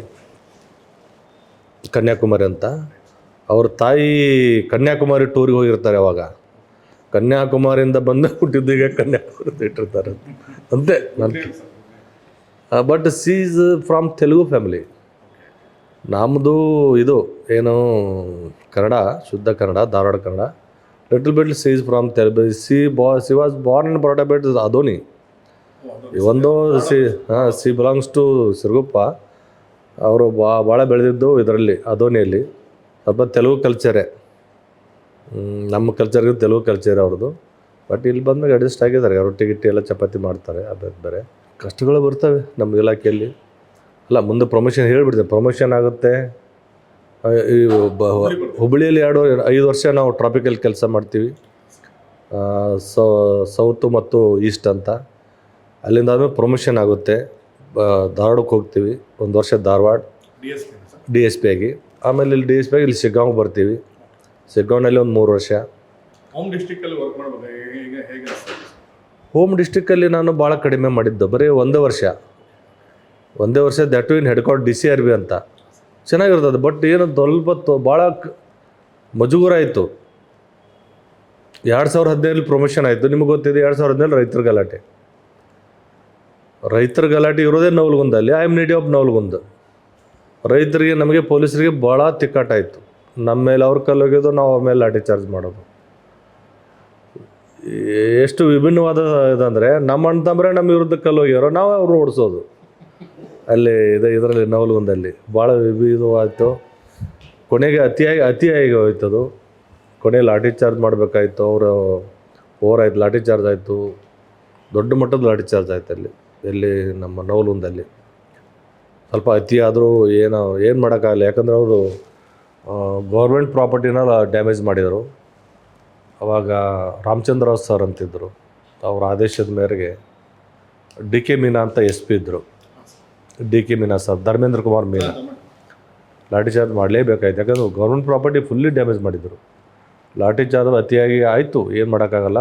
then control ಕೇಸುಗಳಾದ ಅವ್ರ ಮೇಲೆ ಅರೆಸ್ಟ್ ಮಾಡಿ, ನಮ್ಮ ಅಂತಂದ್ರೆ ನಾವು ಅರೆಸ್ಟ್ ಮಾಡಿದ್ವಿ. ಇದೇ ನೀವು ಹೋಮ್ ಜಿಲ್ಲೆಯಲ್ಲಿ ಅಂದರೆ ಈ ಥರ ಆಗ್ತದೆ. ಅದಕ್ಕೆ ನನಗೆ ಯಾಕೋ ಹೋಮ್ ಜಿಲ್ಲೆಯಲ್ಲಿ, ಯಾಕಂದರೆ ಈಗ ಅಣ್ತಂಬರನ್ನ ಅರೆಸ್ಟ್ ಮಾಡಿದಿದ್ದರೆ ನಡೆಯಲ್ಲ, ಅರೆಸ್ಟ್ ಮಾಡೋಕ್ಕೆ ಹೋದರೆ ಊರನ್ನು ನಿಷ್ಠುರ ಆಗ್ತೀವಿ. ಹೀಗಾಗಿ ಮತ್ತು ಈ ಕಡೆ ನಾನು ಸಿಗ್ಗಾಂವ್ ಆಯ್ಕೆ ಮಾಡಿಕೊಂಡೆ. ಸಿಗ್ಗಾಂವ್ ಬಂದು ಇಲ್ಲಿ ಚೆನ್ನಾಗಿ ಕೆಲಸ ಮಾಡಿದ್ವಿ, ಗೊತ್ತಿದೆ. ಆದಷ್ಟು ಜನರಿಗೆ ನಾವು ಫಸ್ಟ್ ಬಂದಾಗ ಸ್ವಲ್ಪ ದಿವಸ ಇವರಿದ್ದರು, ಯಾರು ನಮ್ಮ ರಮೇಶ್ ಕುಮಾರ್ ಸಾಹೇಬರು, ಭಾಣತ್ ರಮೇಶ್ ಸಾಹೇಬರು, ವಂಶಕೃಷ್ಣ ಸಾಹೇಬರು, ಪರಶುರಾಮ್ ಸರ್ ಇಲ್ಲೂ ಮಾಡಿದ್ವಿ. ಇಲ್ಲಿ ಆವಾಗ ಏನೇನೋ ಕಮಣಲ್ ಅಂತ ಎಲ್ಲ, ಇದು ಕಮಣಲ್ ಡಿಸ್ಟ್ರಿಕ್ಟ್, ಇದು ಕಮಣಲ್ ಟೆನ್ಷನ್ ಇದ್ದ ಡಿಸ್ಟ್ರಿಕ್ಟು. ಗಣೇಶ್ ಸವನೂರು, ಹಾಣಗಲ್, ಗಣೇಶ್ ಎಲ್ಲ ಚೆನ್ನಾಗದು. ಅವಾಗ ಏನದು ರೇಂಜ್ ಲೆವೆಲ್ ಇದ್ದಂಥ ಒಂದು ಬಂದೋಬಸ್ತನ್ನು ಡಿಸ್ಟ್ರಿಕ್ಟ್ ಲೆವೆಲಲ್ಲಿ ಮಾಡಿ ಮುಗಿಸಿದ್ವಿ. ದೆನ್ ಇಲ್ಲಿಂದ 3 ವರ್ಷ ಆದಮೇಲೆ ಸ್ವಲ್ಪ ಹೆಲ್ತು ಚೆನ್ನಾಗಿ, ನನ್ನದು ಏನೋ ಸ್ವಲ್ಪ ಭಾಳ ತೊಂದರೆ ಆಯ್ತು health. Due to over journey health back pain ಆಯಿತು, ಭಾಳ ಕಷ್ಟದಲ್ಲಿ ಆಯಿತು. I went back to the intelligence Hubballi. ಅಲ್ಲೇ 2.5 ವರ್ಷ ಆಯಿತು ಇಂಟೆಲಿಜೆನ್ಸಲ್ಲಿ. ಅಲ್ಲಿಂದ ಪ್ರಮೋಷನ್ ಆಗಿ ಹೆಸ್ಕಾಂ ಆ್ಯಸ್ ಎಸ್ ಪಿ, ಅಲ್ಲಿಂದ ಎಸ್ ಪಿ ಹೆಸ್ಕಾಮಿಂದ ಹಾವೇರಿ. ಕುರುಗೋಡಲ್ಲಿದ್ದಾಗ ಸಬ್ ಇನ್ಸ್ಪೆಕ್ಟರ್ ಇದ್ದಾಗ ಶಶಾಂಕ ಅನ್ನೋ ಹುಡುಗನ್ನ ಕಿಡ್ನ್ಯಾಪ್ ಮಾಡ್ಕೊಂಡು ಬರ್ತಾರೆ 6 ಜನ. ನಾವು ಬ್ಯಾಡ್ ಲಕ್ಕಿಲಿ ಇಬ್ಬರೇ ಹೋಗ್ತೀವಿ ಅವ್ರನ್ನ ಎದುರ್ಸೋಕ್ಕೆ. They were with weapon, luckily I was also having weapon. ಅವ್ರು ನಮ್ಮ ಮೇಲೆ ಅಟ್ಯಾಕ್ ಮಾಡೋಕ್ಕೆ ಬರ್ತಾರೆ, ಫೈರ್ ಮಾಡ್ತೀನಿ. That was the second time fire. 6 round fire ಮಾಡ್ತೀನಿ, ಸಿಗ್ತಾರೆ ಅಂತ ಒಂದು ಟಫ್ ಕೇಸು. ಹಾಗೆಲ್ಲ ಹೇಳಿದ್ನಲ್ಲ, ಸ್ಟೋರ್ಟ್ಪುರಂ ಗ್ಯಾಂಗ್ ಅಂತ, ಆಂಧ್ರ ಕಡೆ ಸ್ಟೋರ್ಟ್ಪುರಂ ಗ್ಯಾಂಗ್ ಅಂತಿದೆ. ಅವ್ರ ಮೇಲೆ ಅಲ್ಲಿ ಹೋಗಿ ಹಿಡ್ಕೊಂಬರೋದು ಭಾಳ ಕಷ್ಟ ಇದೆ. ಹೋಗೆಲ್ಲ ಅಟ್ಯಾಕ್ ಮಾಡಿ ಹಿಡ್ಕೊಂಬಂದಿದ್ದೀವಿ. ಒಬ್ಬ ನಕ್ಸಲ್ ಹೆಸರು ಹೇಳಬಾರ್ದು ಇದರಲ್ಲಿ, ಹೇಳೋಕ್ಕಾಗೋದಿಲ್ಲ. ಒಬ್ಬ ನಕ್ಸಲ್ ಅರೆಸ್ಟ್ ಮಾಡೋ ಒಂದು ಸಂದರ್ಭ ಬರ್ತದೆ. ಪಂಕಜ್ ಕುಮಾರ್ ಠಾಕೂರ್ ಅಂತ ಎಸ್ ಪಿ. ಒಂದು ದೊಡ್ಡ ಟೀಮ್ ವಿತ್ ವೆಪನ್ನ ಹೋಗ್ತೀವಿ ನಾವು, ವಿತ್ ಆಲ್ ಇಂಪ್ರೂವ್ಡ್ ವೆಪನ್ನ ಹೋಗ್ತೀವಿ, ಪೊಸಿಷನ್ನು ತೊಗೋತೀವಿ. ಅವ್ನು ಬಂದರೆ ಹಿಡಿಬೇಕು, ಎಲ್ಲರೂ ಹೊಡಿಬೇಕಂತ. ಅದು ಅವನ ಹೆಸರು ಎಲ್ಲಿ ಇರ್ತದಂದರೆ ಸಿ ಎಮ್ ಲೆವೆಲ್ ಇರ್ತದೆ. ಆ ನಕ್ಸಲ್ ಹೆಸರು ಸಿ ಎಮ್ ಪ್ರೊಟೆಕ್ಷನ್ ಇರ್ತದೆ. ಯಾರ್ದು? Andhra C M protection. ಇನ್ನೊಂದು ಕಡೆ ಇನ್ನೊಬ್ಬ ಆಂಧ್ರ ಮಾಜಿ ಎಮ್ ಎಲ್ ಎನೋ ಅಥವಾ ಉಡುಪಿ ಎಮ್ ಎಲ್, ಸಾರಿ ಮಾಜಿ ಸಿ ಎಮ್ಮು ಅಥವಾ ಉಡುಪಿ ಸಿ ಎಮ್ಮು, ಅವರು ಅವನು ಮುಗಿಸ್ಬೇಕಂತ ಇರ್ತದೆ. ಬಟ್ ನಮಗೆ ಹಲವಾರು ಕೇಸ್ಗಳಲ್ಲಿರ್ತಾರೆ. ಹಿಡ್ಕೊಂಬರಕ್ಕೆ ಹೋದಾಗ ನಾವು ಅಂದಾಜು ಒಂದು ಒಬ್ಬನ ಹಿಡ್ಕೊಂಬರೋಕ್ಕೆ ಒಂದು 60 ಜನ ಹೋಗಿರ್ತೀವಿ ವಿತ್ ಆಲ್ ವೆಪನ್. ಪೊಸಿಷನ್ ತೊಗೊಂಡಿರ್ತೀವಿ ಬೆಟ್ಟದಲ್ಲಿ ಕೂತ್ಕೊಂಡು. ಪೊಸಿಷನ್ ಇನ್ನೇನು ಅವ್ನು ಬಂದರೆ ಅಟ್ಯಾಕ್ ಮಾಡಬೇಕು, ಇಲ್ಲ ನಾವು ನಮ್ಮ ಅಟ್ಯಾಕ್ ಮಾಡ್ತಾನೆ. ಪೊಸಿಷನ್ ತೊಗೊಂಡಿರ್ತೀವಿ. ಬಟ್ ಏನಾಗುತ್ತೆ, ಆ ಗುಡ್ಡದಲ್ಲಿ ಬರ್ತಾ ಬರ್ತಾ ಚಳಿ ಸ್ಟಾರ್ಟ್ ಆಗ್ತದೆ. ಅವನು ಹೇಗೆ ಮಾಡ್ತಾನಂದರೆ, ಅವ್ನು ನಮ್ಗಿಂತ ಜನರಿರ್ತಾರೆ. ಅವನು ಅಂಬಾಸಡರ್ ಕಾರಲ್ಲಿ ಬರ್ತಾನಂತ ನಮ್ಮ ಇನ್ಫಾರ್ಮೇಷನ್ನು. ಅವನು ಅಂಬಾಸಡರ್ ಕಾರಲ್ಲಿ ಬರ್ತಾನೆ, ಬಟ್ ಡಮ್ಮಿ ಅಂಬಾಸಡರ್ ಕಾರ್ ಕಳಿಸ್ಬಿಡ್ತಾನೆ. ನಾವು ದಂದ್ ಅಂತ ಹೊಡೆದ್ಬಿಡ್ತೀವಿ. ಆ ಡ್ರೈವರ್ಸ್ ಆಯ್ತಾನೆ ಅಷ್ಟೇ. ಬಟ್ ಅವನು ಇನ್ನೊಂದು ಗಾಡಿಯಲ್ಲಿ ಬರ್ತಾನೆ, ಅಷ್ಟರಲ್ಲಿ ಎಸ್ಕೇಪ್ ಆಗ್ತಾನೆ. ಸೊ ನಾವು ಅವನ್ನ ಚೇಂಜ್ ಮಾಡ್ತೀವಿ. ಆಗಿನ ಮಟ್ಟಕ್ಕೆ ಸಿಗೋದಿಲ್ಲ, ಮುಂದೆ ಸಿಗ್ತಾನೆ. ಇದೇ ಥರ ಬೇಕಾದಷ್ಟು ಇದ್ದಾವೆ ಹೇಳಬೇಕಂದ್ರೆ. ಮರ್ಡರ್ ಕೇಸುಗಳಲ್ಲಿ ಬೇಕಾದಂಥ ಏನದು ಮರ್ಡರ್ ಮಾಡಿ ಕ್ಲೂ ಇಲ್ಲದಂಗೆ ಬಿಟ್ಟು ಹೋಗಿರ್ತಾರೆ. ಹಲವಾರು ಇದ್ದಾವೆ, ಭಾಳ ಇದ್ದಾವೆ. ನಮ್ಮ ಈ ಸಂದರ್ಭದಲ್ಲಿ ಹಲವಾರು ಅಧಿಕಾರಿಗಳು ನೆನಬೇಕಾಗ್ತದೆ. ಶರತ್ ಚಂದ್ರ ಸಾಹೇಬರು, ವಂಶಕೃಷ್ಣ ಸರು, ಇಂಥವ್ರು ಸೂಪರ್ ಐಡಿಯಾ ಇದ್ದಾರೆ. ಅದು ನನ್ನ ಕೂಡ ಬಂದವರು. ಇಂಥ ಅನ್ನೋನ್ ಮರ್ಡರ್ ಕೇಸ್ ಭಾಳ ಇರ್ತವೆ. ಅನ್ನೋನ್ ಮರ್ಡರ್ ಕೇಸ್ ಡಿಟೆಕ್ಟ್ ಮಾಡೋದೇ ನಮ್ಮಲ್ಲಿ ಇಂಪಾರ್ಟೆಂಟ್. ಅನ್ನೋನ್ ಮರ್ಡರ್ ಕೇಸ್ ಮಾಡಿದ್ವಿ, ಬೇಕಾದಷ್ಟು ಡಿಟೆಕ್ಷನ್ ಆಗಿದ್ದಾವೆ. ನಮ್ಮಲ್ಲಿ ಒಬ್ಬ ಶಿರೂರ್ ಅಂತ ಹೇಳಿದ ನಮ್ಮ ಬ್ಯಾಚ್ಮೇಟ್, ಅವನು ಒಳ್ಳೆ ಟೆಕ್ನಿಷಿಯನ್ನು. ಆ ಕಾಲಕ್ಕೆ ಟವರ್ ಡಮ್ ತೆಗೆದವನು. ಉದಾಹರಣೆಗೆ ಒಂದು ಬೇಕಾದಷ್ಟಿದೆ, ಭಾಳ ಇದ್ದಾವೆ. ಟೆಕ್ನಿಕಲಿ ಇಷ್ಟೊಂದು ಸ್ಟ್ರಾಂಗ್ ಇಲ್ಲ ಸರ್. ಅವಾಗ ನೀವು ಫೀಲ್ಡ್ ವರ್ಕ್ ತುಂಬ ಟಫ್. ಟೆಕ್ನಿಕಲಿ ಅವಾಗ ಏನಿರಲಿಲ್ಲ ನಮಗೆ. ನಮ್ಮದು ಹೆಂಗಿದ್ದೆ ಅಂದರೆ, first police station, second police station ನಮ್ಮದು trunk call booking. First police station trunk call booking, second ಪೊಲೀಸ್ಗೂ ಟ್ರಂಕ್ ಕಾಲ್ ಬುಕ್ಕಿಂಗ್ ಮಾಡಿ ಮಾತಾಡಬೇಕು. ಥರ್ಡ್ ಪೊಲೀಸ್ ಸ್ಟೇಷನ್ಗೆ ಏನು ನಾವು ಬೇರೆ ಕಡೆ ಬರ್ತೀವಿ, ಹೊಸಪೇಟೆ, ಬಳ್ಳಾರಿ, ಅಲ್ಲಿ ಮಾತ್ರ ನಮ್ಮದು ಇದು ಏನು STD ಲೈನ್ ಸ್ಟಾರ್ಟ್ ಆಗ್ತದೆ. ಅಲ್ಲಿವರೆಗೆ ನಮ್ಮದು ಕನೆಕ್ಟಿವಿಟಿನೇ ಕಡಿಮೆ. ಏನಿದ್ರು ಹಂಗೆ ಸುಮ್ಮನೆ ಯಾವುದ್ಯಾವುದೋ ಕ್ಲೂ ಮೇಲೆ ಪತ್ತೆ ಮಾಡಬೇಕು. ಮೊಬೈಲ್ ಅಂತೂ ಇರಲಿ. ಮೊಬೈಲ್ ನಾನು ಖರೀದಿ ಮಾಡಿದ್ದೆ 2002ರಲ್ಲಿ. ದೆನ್ ಔಟ್ ಗೋಯಿಂಗ್ ಇನ್ಕಮಿಂಗ್ ₹2 ಇತ್ತು. ಸೊ ಅವಾಗ ಅಷ್ಟು ಟೆಕ್ನಾಲಜಿ ಇರಲಿ, ಬಟ್ ಆದರೂ ಕೂಡ ಪತ್ತೆ ಆಗಿವೆ. ಸಾಮಾನ್ಯವಾಗಿ ಏನೇನು ಪತ್ತೆ ಆಗಿವೆ. ಗೋಪಾಲಸ್ವರ್ ಸರ್ ಅಂತಿದ್ರು, ಈಗಿನ ಅಲೋಕ್ ಮೋಹನ್ ಸರ್ ಇದ್ದಾರಲ್ಲ, ಈ ಬ್ರಿಲಿಯಂಟ್. ದೆನ್ ಅವ್ರದ್ದು ಏನು ಐಡಿಯಾ ಕೊಡ್ತಿದ್ರೆ ಆ ಐಡಿಯಾದ ಮೇಲೆ ಮಾಡಿಬಿಟ್ರೆ 100% ಡಿಟೆಕ್ಷನ್ ಆಗ್ತಾಯಿತ್ತು. ಈಗ ನಮ್ಮ ದತ್ತಾ ಸರ್ ಆ ಲೋಕಾಯುಕ್ತದಲ್ಲಿದ್ದಾಗ ಇಂಥವ್ನು ಹಿಂಗೆ ಮಾಡ್ಬೇಕಾದ್ರೆ ಮಾಡ್ತಾಯಿದ್ವಿ ಅಂತ ನಡೀತಾಯಿದ್ವಿ. ಹಾಗೆ ಒಬ್ಬರು ಇದು ಆಗ್ತದೆ. ನಮ್ಮ ಲೈಫಲ್ಲಿ ಒಬ್ಬನ ಹೊರತುಪಡಿಸಿ, ಒಬ್ಬ ಅಧಿಕಾರಿ ಹೊರತುಪಡಿಸಿ ನನಗೆಲ್ಲರೂ ಅಧಿಕಾರಿ ಚೆನ್ನಾಗೇ ಸಿಗ್ತಾರೆ. ಪೊಲೀಸಲ್ಲಿ ದೊಡ್ಡದು ಸಮಸ್ಯೆ ಅಂದರೆ ರಜೆ ಸಮಸ್ಯೆ. ಈಗ ಏನಾಗ್ತದೆ, ನನ್ನ ಜೀವನದಲ್ಲಿ ಭಾಳ ಕಷ್ಟ ಅನುಭವಿಸಿದ್ದೀವಿಲ್ಲ. ನಮ್ಮ ಒಂದು ಹೇಳ್ಬೇಕಂದ್ರೆ ಈ ಸಂದರ್ಭದಲ್ಲಿ ನಮ್ಮ ಮಿಸ್ಸಸ್ಸನ್ನು ನೆನ್ಕೋಬೇಕಾಗ್ತದೆ. ನಾವೇನೋ ಬಡತನದಿಂದ ಬಂದವರು ಅಥವಾ ನಡ್ಕೊತ ಅಡ್ಡಾಡಿದವರು ಆ ಮಾತು ಬೇರೆ. ನಮ್ಮ ಮಿಸ್ಸಸ್ ಸ್ವಲ್ಪ ಅನುಕೂಲಸ್ಥ ಮಣ್ತಂದವರು. ಬಸ್ ಹತ್ತಿದ್ದೇ ನಮ್ಮ ಮಿಸ್ಸಸ್ ನಾನು ಮದುವೆ ಆದಮೇಲೆ. ಅಲ್ಲಿವರೆಗೆ ಬಸ್ಸೇ ಹತ್ತಿಲ್ಲ ಅವರು ಸ್ವಲ್ಪ ಅನುಕೂಲವಾಗಿದ್ದರು. ಈಗ ಫಸ್ಟು ನನ್ನ ಮಗ ಹುಟ್ಟಿದಾಗ ಆರೋಗ್ಯ ಸರಿ ಇರಲಿಲ್ಲ, ಸ್ವಲ್ಪ ಏನೋ ಪ್ರಾಬ್ಲಮ್ ಇತ್ತು. ಅವನಿಗೆ ಟ್ರೀಟ್ಮೆಂಟ್ಗೆ ನಾವು ಬೆಂಗಳೂರೇ ಹೋಗಬೇಕಿತ್ತು. ಬೆಂಗಳೂರು ಹೋಗ್ಬೇಕಂದ್ರೆ ಬೆಂಗಳೂರಲ್ಲಿ ಅಪಾಯಿಂಟ್ಮೆಂಟ್ ಸಿಗಬೇಕು. ಆ ಡಾಕ್ಟ್ರ್ ಅಪಾಯಿಂಟ್ಮೆಂಟ್ ಸಿಗಬೇಕು. ಅಪಾಯಿಂಟ್ಮೆಂಟ್ ಸಿಕ್ಕ ಮೇಲೆ ಇಲ್ಲಿ ರಿಸರ್ವೇಷನ್ ಆರ್ ಬಸ್ ಸಿಗಬೇಕು. ಭಾಳ ದೂರ ಜರ್ನಿ ಅಲ್ವಾ. ಇದಾದಮೇಲೆ ರಜೆ ಸಿಗಬೇಕು. ಇದರಲ್ಲಿ ಒಂದು ಸಿಗಲಿಲ್ಲ ಅಂತಂದರೆ, ಎಸ್ಪೆಷಲಿ ರಜೆ ಸಿಗಲಿಲ್ಲ ಅಂದರೆ ಅಲ್ಲಿ ಅಪಾಯಿಂಟ್ಮೆಂಟು ಕ್ಯಾನ್ಸಲ್, ರಿಸರ್ವೇಷನ್ನು ಕ್ಯಾನ್ಸಲ್. ಈ ಥರ ಹಲವಾರು ಕಷ್ಟ. ಇದನ್ನು ಹೇಳ್ಕೊಳಕ್ಕಾಗೋದಲ್ಲ ಎಲ್ಲರ ಮುಂದೆ. ಈಗ ಮೆಡಿಕಲ್ ಟ್ರೀಟ್ಮೆಂಟ್ಗೆ ಹೋಗ್ತಾ ಇರ್ತೀವಿ, ಅದನ್ನು ಬಾಯಿ ಬಿಟ್ಟು ಪದೇ ಪದೇ ಹೇಳೋಕ್ಕಾಗಲ್ಲ. ಅಲ್ಲಿ ಅಪಾಯಿಂಟ್ಮೆಂಟ್ ತೊಗೊಂಡಿರ್ತೀವಿ, ಇಲ್ಲಿ ರಿಸರ್ವೇಷನ್ ಸಿಗೋಲ್ಲ. ಬಸ್ ಆರ್ ಟ್ರೈನು ಅಥವಾ ಕ್ಲಿಯರ್ ಆಗೋಲ್ಲ, ಜೊತೆಗೆ ರಜೆ ಸಿಗೋಲ್ಲ. ಹತ್ಬಿಟ್ಟಿದ್ವಿ ಎಷ್ಟೋ ಬಾರಿ. ನಮ್ಮ ಮಿಸ್ಸಸ್ ಹತ್ಬಿಟ್ಟಿದ್ದಾರೆ. ಅವರಷ್ಟೇ ಕಳಿಸಿದರೆ ಅಷ್ಟೊಂದು ಅವಾಗ ಅವ್ರಿಗೆ ಗೊತ್ತಾಗ್ತಿರ್ಲಿಲ್ಲ. ಮಕ್ಕಳು ಚಿಕ್ಕವರು, ಭಾಳ ಕಷ್ಟ ಅನುಭವಿಸಿದ್ವಿ ರಜೆ ವಿಷಯದಲ್ಲಿ. ಟ್ರಾನ್ಸ್ಫರ್ ನಮಗೆ ಒಮ್ಮೊಮ್ಮೆ ಅದು ಎಕ್ಸಿಕ್ಯೂಟಿವ್, ನಾನ್ ಎಕ್ಸಿಕ್ಯೂಟಿವ್. ನಂದು ಎಕ್ಸಿಕ್ಯೂಟಿವ್ ಎಷ್ಟಾಗಿದೆ, ನಾನ್ ಎಕ್ಸಿಕ್ಯೂಟಿವ್ ಅಷ್ಟೇ ಆಗಿದೆ. ಅದಕ್ಕೆ ನಾನು ಏನು ತಲೆ ಕೆಡ್ಸ್ಕೊಂಡಿಲ್ಲ. ಎಕ್ಸಿಕ್ಯೂಟಿವ್ ನಾನ್ ಎಕ್ಸಿಕ್ಯೂಟಿವ್ ಸಮಾನವಾಗಿ ಸ್ವೀಕಾರ ಮಾಡಿದ್ದೀನಿ. ಬಟ್ ನಾನ್ ಎಕ್ಸಿಕ್ಯೂಟಿವ್ ನಾವು ಬೇಕಾದಂಥದ್ದು ಸಿಗಬೇಕಲ್ಲ, ಅಲ್ಲಿ ತೊಂದರೆ ಅನುಭವಿಸಿದ್ದೀವಿ. ಎಷ್ಟೋ ಬರೀ ಕಣ್ಣೀರು ಹಾಕಿದ್ದೀವಿ. ನಾನು CM ಮೆಡಲ್ ಆ್ಯಕ್ಚುಲಿ ಈಗಿಂದಲ್ಲ, ಅದು ಈಗ 23 ಇಯರ್ಸ್. ಅವಾಗ ನಾನು SP ಇನ್ಚಾರ್ಜ್ ಇದ್ದೆ. ಯಾವುದು SP ಇನ್ಚಾರ್ಜ್ ಇಂಟೆಲಿಜೆನ್ಸಲ್ಲಿದ್ದಾಗ SP incharge of Belagavi division ಇದ್ದೆ, ಬೆಳಗಾವಿ ರೇಂಜ್. ಅಂದರೆ ನಾನು ಐ ವಾಸ್ DSP, ನಾನು SP ಚಾರ್ಜಲ್ಲಿದ್ದೆ. ಅಲ್ಲಿದ್ದಾಗ ನಾವು ಬೆಳಗಾವಿ ಬಗ್ಗೆ ಸ್ಪೆಷಲ್ ರಿಪೋರ್ಟ್ಗಳನ್ನು ಕಳಿಸಿ, ಬೆಳಗಾವಿ ಹಿಂದೂ ಮರಾಠ ಮತ್ತು ಯಾವುದದು ಮರಾಠ ಕನ್ನಡಿಗ ಡಿಸ್ಪ್ಯೂಟ್, ರಾಯಣ್ಣ ಒಂದು ಸ್ಟ್ಯಾಚ್ಯೂ ಡಿಸ್ಪ್ಯೂಟ್ ಆಯಿತು. ಇಂಥ ದಿವಸ ಇಂಥಲ್ಲೇ ಆಗ್ತದೆ, ಇಂಥರ ಗಲಾಟೆ ಮಾಡ್ತಂದು ರಿಪೋರ್ಟ್ ಕೊಟ್ಟಿದ್ದೆವು. ಯಾವುದೋ ರಾಯಣ್ಣ ಡಿಸ್ಪ್ಯೂಟ್. ಆಮೇಲೆ ಅಲ್ಲಿ ಬೆಳಗಾವಿದೊಂದು ಬೈ ಎಲೆಕ್ಷನ್ ನಡೀತದೆ. ಯಾರು ಅಂಗಡಿಯವರು ಶ್ರೀಮತಿಯವ್ರು ನಿಲ್ತಾರೆ. ಅಲ್ಲಿ ಹೈ ಟಫ್ ನಡೀತದೆ, ಕಾಂಗ್ರೆಸ್ ವರ್ಸ್ BJP. ಇಷ್ಟೇ ಓಟಿಂದ ಗೆಲ್ತಾರೆ ಅಂತ ನಾವು ರಿಪೋರ್ಟ್ ಕೊಟ್ಟಿರ್ತೀವಿ. 10,500 ಓಟಿಂದ ಗೆಲ್ತಾರೆ ರಿಪೋರ್ಟ್ ಕೊಟ್ಟಿದ್ದೀವಿ. ಕೊನೆಗೆ 9,000ರಿಂದ ಗೆಲ್ತಾರೆ ಅವರು. ಇಲ್ಲ ಎಷ್ಟುವರೆಗೆ ಕೇಳಿದ್ರು ಕೂಡ ಇಲ್ಲ ಇದು ಕಾಂಗ್ರೆಸ್ ಗೆಲ್ತದೆ ನೋಡ್ರಿ ಅಂತ ಅವ್ರದ್ದು. ನಾವು ಎಷ್ಟುವರೆಗೆ ಕೇಳಿದ್ರು ಕೂಡ 10,000ರಿಂದ ಇಷ್ಟೇ ಗೆಲ್ತಾರೆ ಅಂತ ಹೇಳ್ತಿದ್ವಿ. ಆ ವರದಿ. ಒಂದು ಬ್ಯಾಂಕ್ ಎಲೆಕ್ಷನ್ ನಡೀತದೆ. ಆ ಬ್ಯಾಂಕ್ ಎಲೆಕ್ಷನ್ನಲ್ಲಿ ಅಲ್ಲಿ ರಾಜಕೀಯ ವಿಚಿತ್ರವಾಗಿದೆ ಬೆಳಗಾವಿ.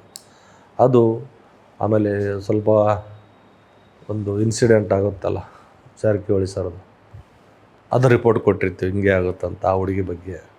ಸೊ ಇವೆಲ್ಲ ನೋಡಿಕೊಂಡು ನನಗೆ 21ರಲ್ಲಿ ಅಪ್ಲೈ ಮಾಡಿದ್ದೆ, ಆಗಿರೋದಿಲ್ಲ. 22ನೇ ಸಾಲಿಗೆ ನಮ್ಮ ದಯಾನಂದ್ ಸರ್ ಇದ್ದಾರೆ, ADGP, ಐ ವರ್ಕರ್, ಬ್ರಿಲಿಯಂಟ್. ಅವರು ನನಗೆ ಕರೆದು ಏನಯ್ಯ ನೀನು CM ಎಲ್ಲಿಂದ ಎದಕ್ಕೆ ಹಾಕೊಳ್ಳಿ ಸರ್ ಅಂತೀನಿ. ADGP ಇಂಟೆಲಿಜೆನ್ಸ್ ಇದ್ದರು ಅವರು, ಯಾರು ಡೈರೆಕ್ಟರ್ ಇಂಟೆಲಿಜೆನ್ಸ್. ಅವರು ಕರೆದು ದಯಾನಂದ್ ಸರ್, ಈಗ ADG, ಈಗ ಇವ್ರು ಇದ್ದಾರಲ್ಲ ಕಂಪೋಲ್ ಬೆಂಗಳೂರು ಇದ್ದಾರಲ್ಲ, ಅವರು ಕೊಡಿಸಿದ್ದು. ಸ್ಪೆಷಲ್ ರಿಪೋರ್ಟ್ ಒಂದು 7-8 special report it was appreciated by then CM ಅವರಿಂದ ಕೊಡಿಸಿರೋದು. Haveri it is award Dharwad ಕಾಲಕ್ಕೆ ಇದು ನಮ್ಮ ಜಿಲ್ಲೆನೇ, ಧಾರವಾಡ ಅನ್ಡಿವೈಡೆಡ್ ಜಿಲ್ಲೆ ಇದು ನಮ್ಮ ಜಿಲ್ಲೆನೇ ಇದು ಒಂದು ಕಾಲಕ್ಕೆ. ಈಗ 2097 ಆಯಿತು. Now it is the biggest district when compared to Dharwad, when compared to Gadag, it is the biggest district. ಇದು ದೊಡ್ಡ ಜಿಲ್ಲೆ, ಅವೆರಡು ಜಿಲ್ಲೆ ಹೋಲಿಸ್ಕೊಂಡ್ರೆ. ಹಾವೇರಿಲಿ ಏನಿದೆ, ವಿಭಿನ್ನವಾದ ಕಲ್ಚರ್ ಇದೆ. 2 ನದಿಗಳು ಹರಿದಾವೆ, ಹೈವೇ ಇದೆ, ಒಂದು ಕಡೆ ಮಲೆನಾಡಿದೆ, ಒಂದು ಕಡೆ ಬಯಲು ಸೀಮೆ ಇದೆ. ಆಮೇಲೆ ಹಾವೇರಿ ಏನಿದೆ, ನಮ್ಮ ಇದಕ್ಕೆ ಹೋಲಿಸ್ಕೊಂಡ್ರೆ ಮಹನೀಯರು ಭಾಳ ಇದ್ದಾರೆ. ಉದಾಹರಣೆಗೆ ಕನಕದಾಸ, ಸರ್ವಜ್ಞ, ಸಂತೋಷ್ ಶಿಶುನಾಳ್ ಶರೀಫ್ ಸರ್. ನೀವು ಸಂತೋಷ್ ಶಿಶುನಾಳ್ ಶರೀಫ್ ಸರ್ ಹಾಡು ಕೇಳಿದರೆ ಅದು ಅವ್ರ ಹಾಡು ನೀವು ಮನೋಜ್ಞವಾಗಿ ಕೇಳಬೇಕು, ಫ್ರೀ ಇದ್ದಕ್ಕೆ. ಒಂದೊಂದು ಪದದಲ್ಲಿ ಕೂಡ ತತ್ವಪದ ಅಂತಾರೆ ಅವ್ರಿಗೆ. ಸಂತೋಷ್ ಶಿಶುನಾಳ್ ಸಾಹೇಬರ ತತ್ವಪದಗಳಂತಾರೆ ಅದಕ್ಕೆ. ಒಂದೊಂದು ವರ್ಡ್ನಲ್ಲಿ, ವಾಕ್ಯ ಅಲ್ಲ, ಒಂದೊಂದು ಶಬ್ದದಲ್ಲಿ ಅವರ ಏನದು ಭಾಳ ಅರ್ಥಗರ್ಭಿತವಾಗಿದೆ. ಕನಕದಾಸರ ಬಗ್ಗೆ ಹೇಳಬೇಕಾಗಿಲ್ಲ, ಅಂಥ ಒಂದು ರಾಜ ಆದಂಥವರು ಮುಂದೆ ಮಹಾಕವಿ ಆಗ್ತಾರೆ ಕನಕದಾಸರು. ಸರ್ವಜ್ಞ, ಈ ಜಗತ್ತು ಪ್ರಳಯ ಆಗೋವರೆಗೂ ಅವರು ಏನದು ಅವ್ರ ಹೆಸರು ಅಜರಾಮ, ಅವ್ರ ತತ್ವ ಏನೋ ತ್ರಿಪದಿಗಳು ಅಜರಾಮರ. ಗೋಕಾಕ್ ಇದ್ದಾರೆ ಇಲ್ಲಿಂದ, ಸವಣೂರವರು. NS ಹರ್ಡಿಕರು ಇಲ್ಲಿ ಅವರು. ಅದಕ್ಕಿಂತ ಹೆಚ್ಚಾಗಿ ಗುದ್ಲೆಪ್ಪ ಹಳ್ಳಿಕೇರಿ ನೋಡಿ, ನಾ ಯಾವುದು ನೋಡ್ಕೊಂಡೆ ಹಂಗೆ ಹೇಳ್ತಾ ಇದ್ದೆ. ಗುದ್ಲೆಪ್ಪ ಹಳ್ಳಿಕೇರಿ ಅವರು ಮಾಡೋಂಥ ಏನು ಎಜುಕೇಷನ್ ಸರ್ವಿಸ್ ಇನ್ಯಾರು ಮಾಡಿಲ್ಲ. ಮೈಲಾರ ಮಹಾದೇವಪ್ಪ ಅಂತ ಇದ್ದಾರೆ ಇಲ್ಲಿ, he was the freedom fighter. ಇಲ್ಲಿ ಗಾಂಧೀಜಿ ಬಂದು ಹೋಗಿದ್ದಾರೆ ಹಾವೇರಿ ಜಿಲ್ಲೆಗೆ. ಹೀಗಾಗಿ ಇದೊಂದು ಮಹತ್ವವಾದ ಜಿಲ್ಲೆ ಇದು. ಹಿಸ್ಟಾರಿಕಲ್ ಮಾನ್ಯುಮೆಂಟು ಕೂಡ ಇದ್ದಾವೆ ಇಲ್ಲಿ. ನಮ್ಮ ಇದರಲ್ಲಿ ಹಾನಗಲ್ಲಿದ್ದಾವೆ, ತಾರಕೇಶ್ವರ ಟೆಂಪಲ್ ಇದೆ, ಇಲ್ಲಿದೆ. ಆಮೇಲೆ ಸವಣೂರು ನವಾಬರು ಮಾಡಿದ್ದಾರೆ. ವಿಭಿನ್ನವಾದ ಜಿಲ್ಲೆ. ಒಂದು ಕಡೆ ಎಲ್ಲೋ ಸವಣೂರು ಸ್ವಲ್ಪ ಒಂದು ನೀರಾವರಿ ಕಡಿಮೆ ಬಿಟ್ಟರೆ ಸಮೃದ್ಧವಾದ ಜಿಲ್ಲೆ, ನೀರಾವರಿ ಫೆಸಿಲಿಟಿ ಇದೆ. Policing good. ಸ್ವಲ್ಪ ಒಂದೊಂದು ಭಾಗದಲ್ಲಿ ಒಂದೊಂದು ಥರ ಇದೆ. ಹೀಗಾಗಿ ಏನದು ವೆನ್ ಕಂಪೇರ್ ಟು ಬೆಳಗಾವ್ ಆ ಥರ ಕ್ರಿಮಿನಲ್ ಗ್ಯಾಂಗ್ ವಾರ್ ಅಂಥದ್ದೇನಿಲ್ಲ. ಜಮೀನು ಡಿಸ್ಪ್ಯೂಟ್ಗಳು ಜಾಸ್ತಿ, ಆಮೇಲೆ ಇಲೋಪ್ಮೆಂಟ್ ಕೇಸ್ಗಳು ಜಾಸ್ತಿ. ಅಂಥದ್ದು ಬಿಟ್ಟರೆ ಉಳಿದಿದ್ದು ಏನು ನಮ್ಮಲ್ಲಿ ಏನಿಲ್ಲ. ಮಾಮೂಲಿ ಸಾಮಾನ್ಯ ಪೆನ್ಸು ಅಂಥ ದೊಡ್ಡ ಏನದು ಸ್ವಲ್ಪ ಕಮ್ಯುನಲ್ ಇನ್ಸಿಡೆಂಟ್ ಜಾಸ್ತಿ ಇಲ್ಲಿ. ಮತೀಯ ಸೂಕ್ಷ್ಮತೆ ಭಾಳ ಇದೆ. ಅದು ಹಾನಗಲ್ ಇರ್ಬೋದು. ಹಾನಗಲ್ಲಲ್ಲಿ ಒಂದು 10-12 ವಿಲೇಜ್ ಅದಾವೆ. ಸವಣೂರಿದೆ, ನಮ್ಮ ಶಿಗ್ಗಾಂವ್ ಇದೆ, ಇಲ್ಲಿ ರಟ್ಟಿಹಳ್ಳಿ, ಯಾವುದಾದ್ರು ಮಾಸೂರು, ಒಂದಷ್ಟು ಕಮ್ಯುನಲ್ ಸೆನ್ಸಿಟಿವ್ ವಿಲೇಜ್ ಇದ್ದಾವೆ. ಸ್ವಲ್ಪ ಮತೀಯ ಭಾವನೆಗಳು ಸ್ವಲ್ಪ ಬೇಗವಾಗ್ತಾರೆ. ಮೊದಲಂತೂ ಭಾಳ ಇತ್ತು, ಈಗ ಸ್ವಲ್ಪ ಕಡಿಮೆ ಆಗಿದೆ. ಬಟ್ ನಾವು ನೆಗ್ಲೆಕ್ಟ್ ಮಾಡೋಂಗಿಲ್ಲ. ನೆಗ್ಲೆಕ್ಟ್ ಮಾಡಿದರೆ ಬ್ರದರ್, ಈಗ ನಾವು ಬಂದ ಮೇಲೆ ಒಂದು ಗಣೇಶ ಮತ್ತು ಇದು ಯಾವುದಿದು ಕಾಮನ್ ಹಬ್ಬ, ಅದೇ ನಮಗೆ ಇಂಪಾರ್ಟೆಂಟ್, ಚೆನ್ನಾಗಾಗಿದೆ. ಇತ್ತೀಚೆಗೆ ಇತ್ತೀಚೆಗೆ ಅಂದರೆ ಫೆಬ್ರವರಿಲಿ ಇಟ್ ವಾಸ್ ಸ್ವಲ್ಪ ಬ್ಯಾಡ್ ಮಂತ್ ಫಾರ್ ಅಸ್. ಪೊಲೀಸ್ ಭಾಳ ಕ್ರೈಮ್ ಅದು. ನಮ್ಮ ಅಧಿಕಾರಿಗಳು 6 ಮರ್ಡರ್ ಕೇಸ್ಗಳದು. ಮರ್ಡರ್ ಕೇಸ್ ಅಂದರೆ ಹೆಂಗಿದೆ ಅಂದರೆ, ಅವು 174C ಅಂತೀವಿ ನಾವು, ಸಂಶಯಾಸ್ಪದ ಸಾವು ಅಂತೀವಿ. ಅದಾದಮೇಲೆ ಏನಾಗುತ್ತೆ, ಅವು ದೆನ್ ಡಾಕ್ಟರ್ ಸರ್ಟಿಫಿಕೇಟ್ ಮೇಲೆ 302, 201 ಆಗ್ತವೆ. Luckily we are able to detect all those case. ನಮ್ಮ ಆಫೀಸರ್ಗಳು ಚೆನ್ನಾಗಿ ಕೆಲಸ ಮಾಡಿದರು. ಸಣ್ಣ ಕ್ಲೂ ಮೇಲೆ, ಉದಾಹರಣೆಗೆ ಒಬ್ಬನೇವನೋ ಹುಬ್ಬಳ್ಳಿಯಲ್ಲಿ ಮರ್ಡರ್ ಮಾಡ್ತಾಳೆ, ಒಬ್ಬನ ತಂದು ಬಿಸಾಕ್ತಾಳೆ, ಜಸ್ಟ್ ಒಂದು ಏನೋ ಟೈರ್ ಮಾರ್ಕ್ ಮೇಲೆ ಪತ್ತೆ ಮಾಡ್ತೀವಿ. ಆಮೇಲೆ ಒಂದು ಸವಣೂರಲ್ಲಿ ಕೇಸ್ ಆಗುತ್ತೆ, ಅವನೇ ಮರ್ಡರ್ ಮಾಡಿ ಅವನೇ ಒಗೆದಿರ್ತಾನೆ, ಜಸ್ಟ್ ಅದು ಕೂಡ ಟೈರ್ ಮಾರ್ಕ್ ಮೇಲೆ ಪತ್ತೆ ಆಗುತ್ತೆ. ಇನ್ನೊಂದು ಇಲ್ಲಿ ಹಿರೇಕೆರೂರ ಕಡೆ ಸೇಮ್ ಅದೇ ಥರ. ಎಲ್ಲಕ್ಕಿಂತ ಮುಖ್ಯವಾಗಿ ನಮ್ಮ ಬೇರೆಯವ್ರು ಹೇಳ್ತಾರೆ ಕೇಸ್ ಬಗ್ಗೆ. ಇತ್ತೀಚೆಗೆ ನಿಮ್ಗೆ ಗೊತ್ತಿದೆ ಸ್ವಾತಿ ಮರ್ಡರ್ ಕೇಸ್ ಅಂತ. ಆ ಹುಡುಗಿದನ್ನು ಆ ಹುಡುಗಿನ ಒಂದು ಡೆಡ್ ಬಾಡಿ ಸಿಗ್ತದೆ. ಡೆಡ್ ಬಾಡಿ ಸಿಕ್ಕ ಮೇಲೆ ಅದು ನೋಡ್ತೀವಿ, ಅದು 174 ಅಂತ ಇದು ಆಗ್ತದೆ, ಸಿ ಅಂತ. ಸರ್ಟಿಫಿಕೇಟ್ ಬಂದಮೇಲೆ ಅದು ಮರ್ಡರ್ ಅಂತ ಗೊತ್ತಾಗ್ತದೆ. ಆಮೇಲೆ ಅದನ್ನು ಟ್ರ್ಯಾಕ್ ಮಾಡಿದಾಗ, ಆ ಹುಡುಗಿ ನಂಬರ್ ಟ್ರ್ಯಾಕ್ ಮಾಡಿದಾಗ ಯಾರಂತ ಕೂಡ ಯಾರು ಜಾಸ್ತಿ ಮಾತಾಡಿದ್ದಾರೆ ಗೊತ್ತು ಮಾಡಿದಾಗ ಒಂದು 3 ಹುಡುಗರು ಜಾಸ್ತಿ ಮಾತಾಡಿರ್ತಾರೆ. ಅವರು ಪ್ಲ್ಯಾನ್ ಮಾಡ್ಕೊಂಡಿರ್ತಾರೆ ನಾವು ಊರು ಬಿಟ್ಟು ಹೋಗ್ಬಾರ್ದಂತ, ಅಂದರೆ ಸಂಶಯ ಮಾಡ್ತೀವಂತ. ಅಲ್ಲೇ ಇರ್ತಾರೆ, ಬಟ್ ನಾವು ಎಲ್ಲ ಸಿದ್ಧತೆಗಳು ಟ್ರ್ಯಾಕ್ ಮಾಡಿಕೊಂಡು 3 ಜನನ, ಒಬ್ಬ ನಯಜು, ದುರ್ಗಾಚಾರ್ಯ, ಅನಿಲ್, ಸುನಿಲ್, ಇವ್ರು 3 ಜನ ನಾವು ಸೆಕ್ಯೂರ್ ಮಾಡ್ತೀವಿ. That was the very good case.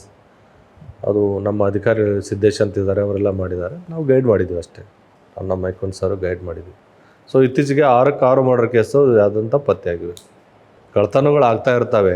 ಇತ್ತೀಚೆಗೆ ಏನಾಯಿತು, ಇಲ್ಲಿ ಒಂದು ಸಂತೋಷ್ ಹಿರೇಮಠ ಅಂತ, ಅವ್ನ ಬ್ಯಾಂಕ್ನಿಂದ 33 ಲ್ಯಾಕ್ ತಂದಿದ್ದಾನೆ.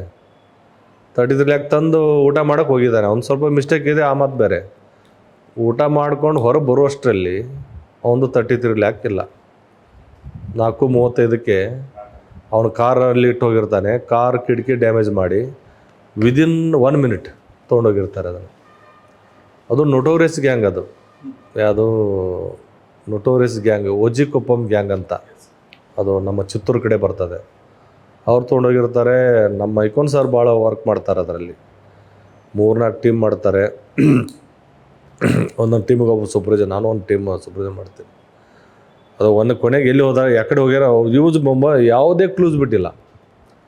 ಒಂದು ಕಡೆ ಅವ್ರು ಬ್ಯಾಡ್ ಲಕ್ಕಿಲಿ ಮೊಬೈಲಲ್ಲಿ ರೆಕಾರ್ಡ್ ಆಗಿದ್ದಾರೆ ಬಿಟ್ಟರೆ ಎಲ್ಲ ಹೋದಲ್ಲಿ ಇದರಲ್ಲಿ ಆಗಿದ್ದಾರೆ. ಯಾವುದೋ ನಮ್ಮ ಇದರಲ್ಲಿ ಬಂದಿದೆ, ಟೋಲಲ್ಲಿ. ಬಟ್ ಇಲ್ಲಿ ಒಂದು ಕಡೆ ಮಾತ್ರ ರೆಕಾರ್ಡ್ ಆಗಿರ್ತದೆ. ಬಟ್ ಈ ಒಂದು ಮೊಬೈಲ್ ಯೂಸ್ ಮಾಡಿಲ್ಲ, ಒಂದು ಟೈರ್ ಮಾರ್ಕ್ ಇಲ್ಲ, ಒಂದು ಏನಿಲ್ಲ. ಬಟ್ ಅವ್ರದ್ದು CDR ಅನಾಲಿಸಿಸ್ಸು ಬೇರೆ ಥರ ಮಾಡ್ತೀವಿ ಬಿಡಿ. ಅದು ಒಂದು ನ್ಯಾಟ್ ಗ್ರಿಡ್ ಅಂತ ಬರ್ತದೆ. ಆ ಅನಾಲಿಸಿಸ್ ಮಾಡಿದಾಗ ಇವರೇ ಅಂತ ಗೊತ್ತಾಗ್ತದೆ. ಅಲ್ಲಿ ಹೋಗಿ ಅಟ್ಯಾಕ್ ಮಾಡ್ತೀವಿ. ನಮ್ಮ ಮ್ಯಾಗೂರಿ ಅಟ್ಯಾಕ್ ಮಾಡ್ತಾರೆ, ಮಾಡಲಿ. ಕೊನೆಗೂ we are able to success. ಎಲ್ಲಿ ಸರ್, ಎಲ್ಲಿ ಸಿಕ್ಕಿದ್ರು? ಒಜಿಕೊಪ್ಪಂ 30 ಲ್ಯಾಕ್ ರಿಕವರಿ ಆಗುತ್ತೆ. ಆ್ಯಸ್ ಹಾರ್ಡ್ ಕ್ಯಾಶ್ ಏನು ಬ್ಯಾಂಕಿಂದ ತೊಗೊಂಡು ಅದೇ ರಿಕವರಿ ಆಗುತ್ತೆ. ಇತ್ತೀಚೆಗೆ ಅದೊಂದು ಡಿಟೆಕ್ಷನ್. ಇನ್ನೊಂದು ಆಗಿದ್ದಾವೆ ಬೇಕಾದಷ್ಟು. HBT ಎಲ್ಲ ಡಿಟೆಕ್ಷನ್ ಆಗಿದ್ದಾವೆ, ಇನ್ನೂ ಆಗೋವು ಇದ್ದಾವೆ. ಎಷ್ಟು ಮಾಡಿದರೂ ಕಡಿಮೆ ಪೊಲೀಸಲ್ಲಿ. ನೋಡಿ, ಅಡಿಕ್ಷನ್ ಅನ್ನೋದು ಈಗ ಕಾಮನ್ ಆಗಿದೆ. ನನ್ನ ಪ್ರಕಾರ ನಾವು ಹೋದಲ್ಲೆಲ್ಲ ಪಾಠ ಮಾಡೋಕ್ಕೆ ಹೋಗ್ತೀನಿ. ಯಾರಿಗೆ? ನಮ್ಮ ಯಂಗ್ ಸ್ಟೂಡೆಂಟ್ಗೆ ಪಾಠ ಮಾಡೋಕ್ಕೆ ಹೋಗ್ತೀನಿ. ಈಗಿನ ದೊಡ್ಡ ಅಡಿಕ್ಷನ್ ಸಿಗರೇಟ್, ಗಾಂಜಾ ಅಥವಾ ಈ ಏನದು ಡ್ರಿಂಕ್ಸ್ ಅಂತ ತಿಳ್ಕೊಡಿ ಸರ್. ಇದಕ್ಕೆಲ್ಲ ದೊಡ್ಡ ಅಡಿಕ್ಷನ್ ಅಂದರೆ ಮೊಬೈಲ್ ಅಡಿಕ್ಷನ್. ನಾನು ಹೋದಲ್ಲೆಲ್ಲ ಇದನ್ನೇ ಪಾಠ ಮಾಡ್ತೀನಿ. Please come out from the mobile. ಏನದು? Sinking in to the mobile. Don't peep in to the mobile. Don't involve in to the mobile. That is the biggest addiction. And ಏನದು ಒಂಥರ hazardous addiction ಈಗ ಅದು. ನಾವು ಹೋದಲ್ಲೆಲ್ಲೋ first addiction ಯಾವುದಂದರೆ mobile. ಎಲ್ಲರೂ mobile tab. ಅದರಿಂದ ಹೊರಬರ್ರಿ ಅಂತ ಹೇಳ್ತೇನೆ ಫಸ್ಟ್. ನಾನು ಕೆಲವು ಕಡೆ ತಮಾಷೆಯಾಗಿ ಹೇಳ್ತೀನಿ, ಬೇಕಾದ್ರೆ ಒಂದು ಸಿಗರೇಟ್ ಸಿಗದ್ರಪ್ಪ ಈ ಮೊಬೈಲ್ ನೋಡೋದು ಬಿಡ್ರಿ ಅಂತ ಹೇಳ್ತೀನಿ ನಾನು. ಅಷ್ಟು ಕೆಟ್ಟದಾಗಿದೆ ಯಾವುದು ಮೊಬೈಲ್ ಅಡಿಕ್ಷನ್. ಅದರಿಂದ ಹೊರಬರಬೇಕಾಗಿದೆ ನಮ್ಮ ಜನ, ನಮ್ಮ ವಿದ್ಯಾರ್ಥಿಗಳು. ನಮ್ಮದು ಹಾವೇರಿಯಲ್ಲಿ ಇದು ಇಲ್ಲ, ಏನು ಅಫೀಮು ಗಾಂಜಾ ಇಲ್ಲ, because it is rural district. ಆಮೇಲೆ ರೈತಾಪಿ ಜಿಲ್ಲೆಗಳು, ಅವ್ರ ಅಪ್ಪ ಅಮ್ಮನೇ ಹೊಡೆದ್ಬಿಡ್ತಾರೆ ಇದನ್ನೆಲ್ಲ ಮಾಡ್ತಾಯಿದ್ರೆ. ಯಾವುದು ಇವನ್ನೆಲ್ಲ ಮಾಡಿದ ಅಪ್ಪ ಅಮ್ಮನೇ ಹೊಡೆದ್ಬಿಡ್ತಾರೆ, ಅದೇನು ಆಗೋದಿಲ್ಲ. ಇದರಿಂದ ಹೊರಬರಬೇಕಾಗಿದೆ. ಯಾವುದು ಡ್ರಿಂಕ್ಸ್ ಮಾಡ್ತಾರೆ, ಅದರಿಂದ ಹೊರಬರಬೇಕಾಗಿದೆ. ಆಮೇಲೆ ಅಫೀಮಂತೂ ನಮ್ಮಲ್ಲಿಲ್ಲ, ಗಾಂಜಾ ನಮ್ಮಲ್ಲಿಲ್ಲ. ಬಟ್ ಆದರೂ ಕೇಸ್ ಮಾಡಿದ್ರು ಅಂತ ಕೇಸ್ ಮಾಡಲ್ಲ ಅಂತಲ್ಲ, ಸ್ಟೂಡೆಂಟ್ಸ್ ಮಾಡಲ್ಲ, ಬೇರೆ ಯಾರು ಮಾಡ್ತಾರೆ. ನಮ್ಮಲ್ಲಿ ಸಿಗ್ತಾ ಇದ್ದು ಕೇಸ್ ಮಾಡ್ತಾನೆ ಇದ್ದೀವಿ. ಮುಖ್ಯವಾಗಿ ನಾನು ನಮ್ಮ ಸ್ಟೂಡೆಂಟ್ ಹೋದಾಗ ಅಥವಾ ಏನೋ ಯೂತ್ಸ್ ಅಲ್ಲಿ ಅಂದರೆ just imagine the position of your parents. Just imagine, just remind where you are and where your parents are there. See, youths are coming to the college for their studies.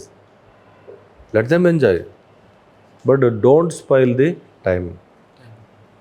Don't stink. Sink in to the addictions of mobile like. ಯಾಕಂದ್ರೆ ನಮ್ಮ ತಂದೆ ತಾಯಿ ಅವರು ನಮ್ಮ youths ತಂದೆ ತಾಯಿ ನನ್ನ ಮಗ ಏನೋ ಆಗಲಿ ಅಂತ ಹೊಲದಲ್ಲಿ ದುಡಿತಿರ್ತಾರೆ, ಫ್ಯಾಕ್ಟ್ರಿಗಳಲ್ಲಿ ದುಡಿತಿರ್ತಾರೆ, ರೋಡ್ ಮೇಲೆ ದುಡಿತಿರ್ತಾರೆ, ಮತ್ತು ಕೆಲವರು ಆಫೀಸಲ್ಲಿ ದುಡಿತಿರ್ತಾರೆ. ಆ ತಂದೆ ತಾಯಿ ಪೊಸಿಷನ್ ಅರ್ಥ ಮಾಡಿಕೊಂಡು ಆ ಬಿಸಿಲಲ್ಲಿ, ಆ ಮಳೆಯಲ್ಲಿ, ಚಳಿಯಲ್ಲಿ, ಹೌದಾ, 3 ಇರ್ತದೆ ತಾನೆ, ಬೆಳಿಗ್ಗೆ ಚಳಿ ಇರ್ತದೆ, ಮಧ್ಯಾಹ್ನ ಬಿಸಿಲು ಇರ್ತದೆ, ಸಾಯಂಕಾಲ ಮಳೆ ಇರ್ತದೆ. ಈ 3ರಲ್ಲಿ ನಮ್ಮ ತಂದೆ ತಾಯಿ ಅಂದರೆ ಹುಚ್ಚು ತಂದೆ ತಾಯಿ ದುಡಿತಿರ್ತಾರೆ. ಆ ತಂದೆ ತಾಯಿಗೆ ಮೋಸ ಮಾಡಬೇಡಿ. ಆ ತಂದೆ ತಾಯಿ ನಿಮಗಾಗಿ ಶ್ರಮ ಪಡ್ತಿದ್ದಾರೆ, ನೀವೇನೋ ಒಂದು ಪೊಸಿಷನ್ ಬರ್ತೀರಿ ಅಂತ ಶ್ರಮ ಪಡ್ತಿರ್ತಾರೆ. ಆ ತಂದೆ ತಾಯಿಗೆ ಮೋಸ ಮಾಡಬೇಡಿ. ಯಾವುದೋ ಕಾಲೇಜಿಗೆ ಯಾವುದೋ ಒಂದು ಕಡೆ ಸ್ಟಡಿ ಸೆಂಟರ್ ನಾನು ಹೇಳ್ಬಾರ್ದು, ಇಲ್ಲಿ ಒಂದು 4-5 ಜನ ಓದಿಸ್ತಾ ಇದ್ದೀನಿ, ಅದ್ರ ಬಗ್ಗೆ ನಾನು ಜಾಸ್ತಿ ಹೇಳೋದಿಲ್ಲ. ಯಾಕಂದ್ರೆ ನಾನು ಭಾಳ ಕೆಟ್ಟ ಪರಿಸ್ಥಿತಿಯಿಂದ ಬಂದವನು, ಅದು ಸೀಕ್ರೆಟ್ ಆಗಿದೆ. ಒಂದು 4-5 ಜನಕ್ಕೆ ಓದಿಸ್ತಾ ಇದ್ದೀನಿ, 6 ಜನಕ್ಕೆ ಓದಿಸ್ತಾ ಇದ್ದೀನಿ, ಓದಲೆಲ್ಲ ಸಹಾಯ ಮಾಡ್ತೀನಿ. ಬಟ್ ಅವ್ರು ಕರಿಯ ಕೊಡೋದಿಷ್ಟೇ, ನಿಮ್ಮ ತಂದೆ ತಾಯಿ ಹೊಲದಲ್ಲಿ ದುಡಿತಾ ಇದ್ದಾರೆ, ಚಳಿಯಲ್ಲಿ, ಬಿಸಿಲಲ್ಲಿ, ಮಳೆಯಲ್ಲಿ. ಅವ್ರು ನೆನಪು ಮಾಡ್ಕೊಳ್ಳಿ, ಓದಿ, ಏನೋ ಒಂದು ಪೊಸಿಷನ್ ಬರ್ರಿ. ಬಟ್ ತಂದೆ ತಾಯಿಗೆ ದ್ರೋಹ ಮಾಡಬೇಡಿ. ಇಲ್ಲ ಸ್ನೇಹಿತರೆ, ಇದು ಪೊಲೀಸ್ ಟೈಮಿಂಗ್ಸ್ ಅಂತ ಏನೊಂದು ನೀವು ಯೂಟ್ಯೂಬ್ ಚಾನಲ್ ಮಾಡಿದ್ದೀರಿ. ಮಾಡಿ ಪೊಲೀಸರ ಒಂದು ಶ್ರಮವನ್ನು ಅಥವಾ ಅವರ ಒಂದು ಉತ್ತಮ ಕಾರ್ಯಗಳಿಗೆ ನೀವು ಸ್ಪಂದನೆ ಸಿಗುವಂತೆ ಮಾಡಿ. ಪೊಲೀಸರ ನೆಗೆಟಿವ್ ಪಾಯಿಂಟ್ಗಳನ್ನ ಹೇಳಿ, ತಪ್ಪೇನಿಲ್ಲ. ನಾವೇನಾದರೂ ಎಲ್ಲಾದರೂ ಅತಿಯಾಗಿ ನೆಗೆಟಿವ್ ಆಗಿ ಓದ್ತಾರೆ ಅದನ್ನು ಕೂಡ ಹೇಳಿ, ನಾವು ಎಚ್ಚೆತ್ತುಕೊಳ್ಳೋಕ್ಕೆ ಅದ್ರ ಕಾರಣ ಆಗ್ತದೆ. ಬರೀ ಪಾಸಿಟಿವ್ ಥಿಂಗ್ಸ್ ಹೇಳ್ಬೇಕಂತೇನಿಲ್ಲ. ನಾವೇನು ತಪ್ಪು ಮಾಡಿದರೆ ಅದನ್ನು ಕೂಡ ನಮ್ಮ ಸಾರಿದ ತರಂಗ್ ಮಾಡಿ. ಇಷ್ಟೇ, ಪೊಲೀಸರ ಮೇಲೆ ಸಾರ್ವಜನಿಕರು ನಂಬಿಕೆ ಬರೋಂಗೆ ಮಾಡಿ. ಪೊಲೀಸರ ಬರೀ ಸಾಧನೆಗಳನ್ನು ತಿಳಿಸೋ ಬದಲು ಪೊಲೀಸ್ ಕಾರ್ಯವೈಖರಿ ಹೇಗಿರ್ತದೆ ಅದನ್ನು ಕೂಡ ಸ್ವಲ್ಪ ಹೇಳಿ. ಪೊಲೀಸ್ ಮತ್ತು ಜನರು ಸಂಬಂಧ ಸುಧಾರೋಂಗೆ ಏನು ಮಾಡ್ತಾರೋ ಮಾಡಿ. ಜನಸ್ನೇಹಿ ಪೊಲೀಸ್ ಬೇಕು. ಈಗ ಮೊದಲಂಗೆ ನಾವು ನಡೆಯೋದಿಲ್ಲ, ಜನಸ್ನೇಹಿ ಪೊಲೀಸ್ ಇವಾಗ ನಿಮ್ದು ಏನಿದೆ ಸರ್ವಿಸು ಅದು ಕೊಡಿ, ಅದು ಪ್ರಚಾರ ಮಾಡಿ. ಆಮೇಲೆ ಈಗಿನ ದೊಡ್ಡ ಪಿಡುಗು ಮಾದಕ ಮುಕ್ತ ಒಂದು ಇದು ಆಗಬೇಕಾಗಿದೆ. ಅದು ಡ್ರಗ್ ಫ್ರೀ ಆಗಲಿಕ್ಕೆ ಏನಿದೆಯೋ ಅದನ್ನು ನಿಮ್ಮ ಕಾಂಟ್ರಿಬ್ಯೂಷನ್ ಕೊಡಿ. ನಿಮ್ಗೆ ಒಳ್ಳೆಯದಾಗಲಿ.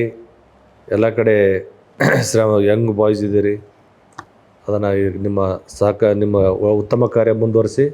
ನಾವು ಪೊಲೀಸನ್ನು ಅತಿಶಯೋಕ್ತಿನೂ ತೋರ್ಸೋಕ್ಕೆ ಹೋಗಬೇಡಿ. ನಮ್ಮ ಪೊಲೀಸ್ ಎಕ್ಸಾಗ್ರೇಷನ್ ಬೇಕಾಗಿಲ್ಲ. ನಮ್ಮದೇನಿದೆ ನಾರ್ಮಲ್ ಅದನ್ನು ತೋರಿಸಿ. ನಮಗೆ ತೋರಿಸಲು ಅರ್ಥವೂ ಇಲ್ಲ. ಏನದು ಪಾಸಿಟಿವಿಟಿ ನೆಗೆಟಿವಿಟಿ ಎರಡೂ ತೋರಿಸಿ. ಇಷ್ಟು ಹೇಳ್ತಾ ನಿಮಗೆಲ್ಲ ಒಳ್ಳೆಯದಾಗಲಿ ಅಷ್ಟೆ.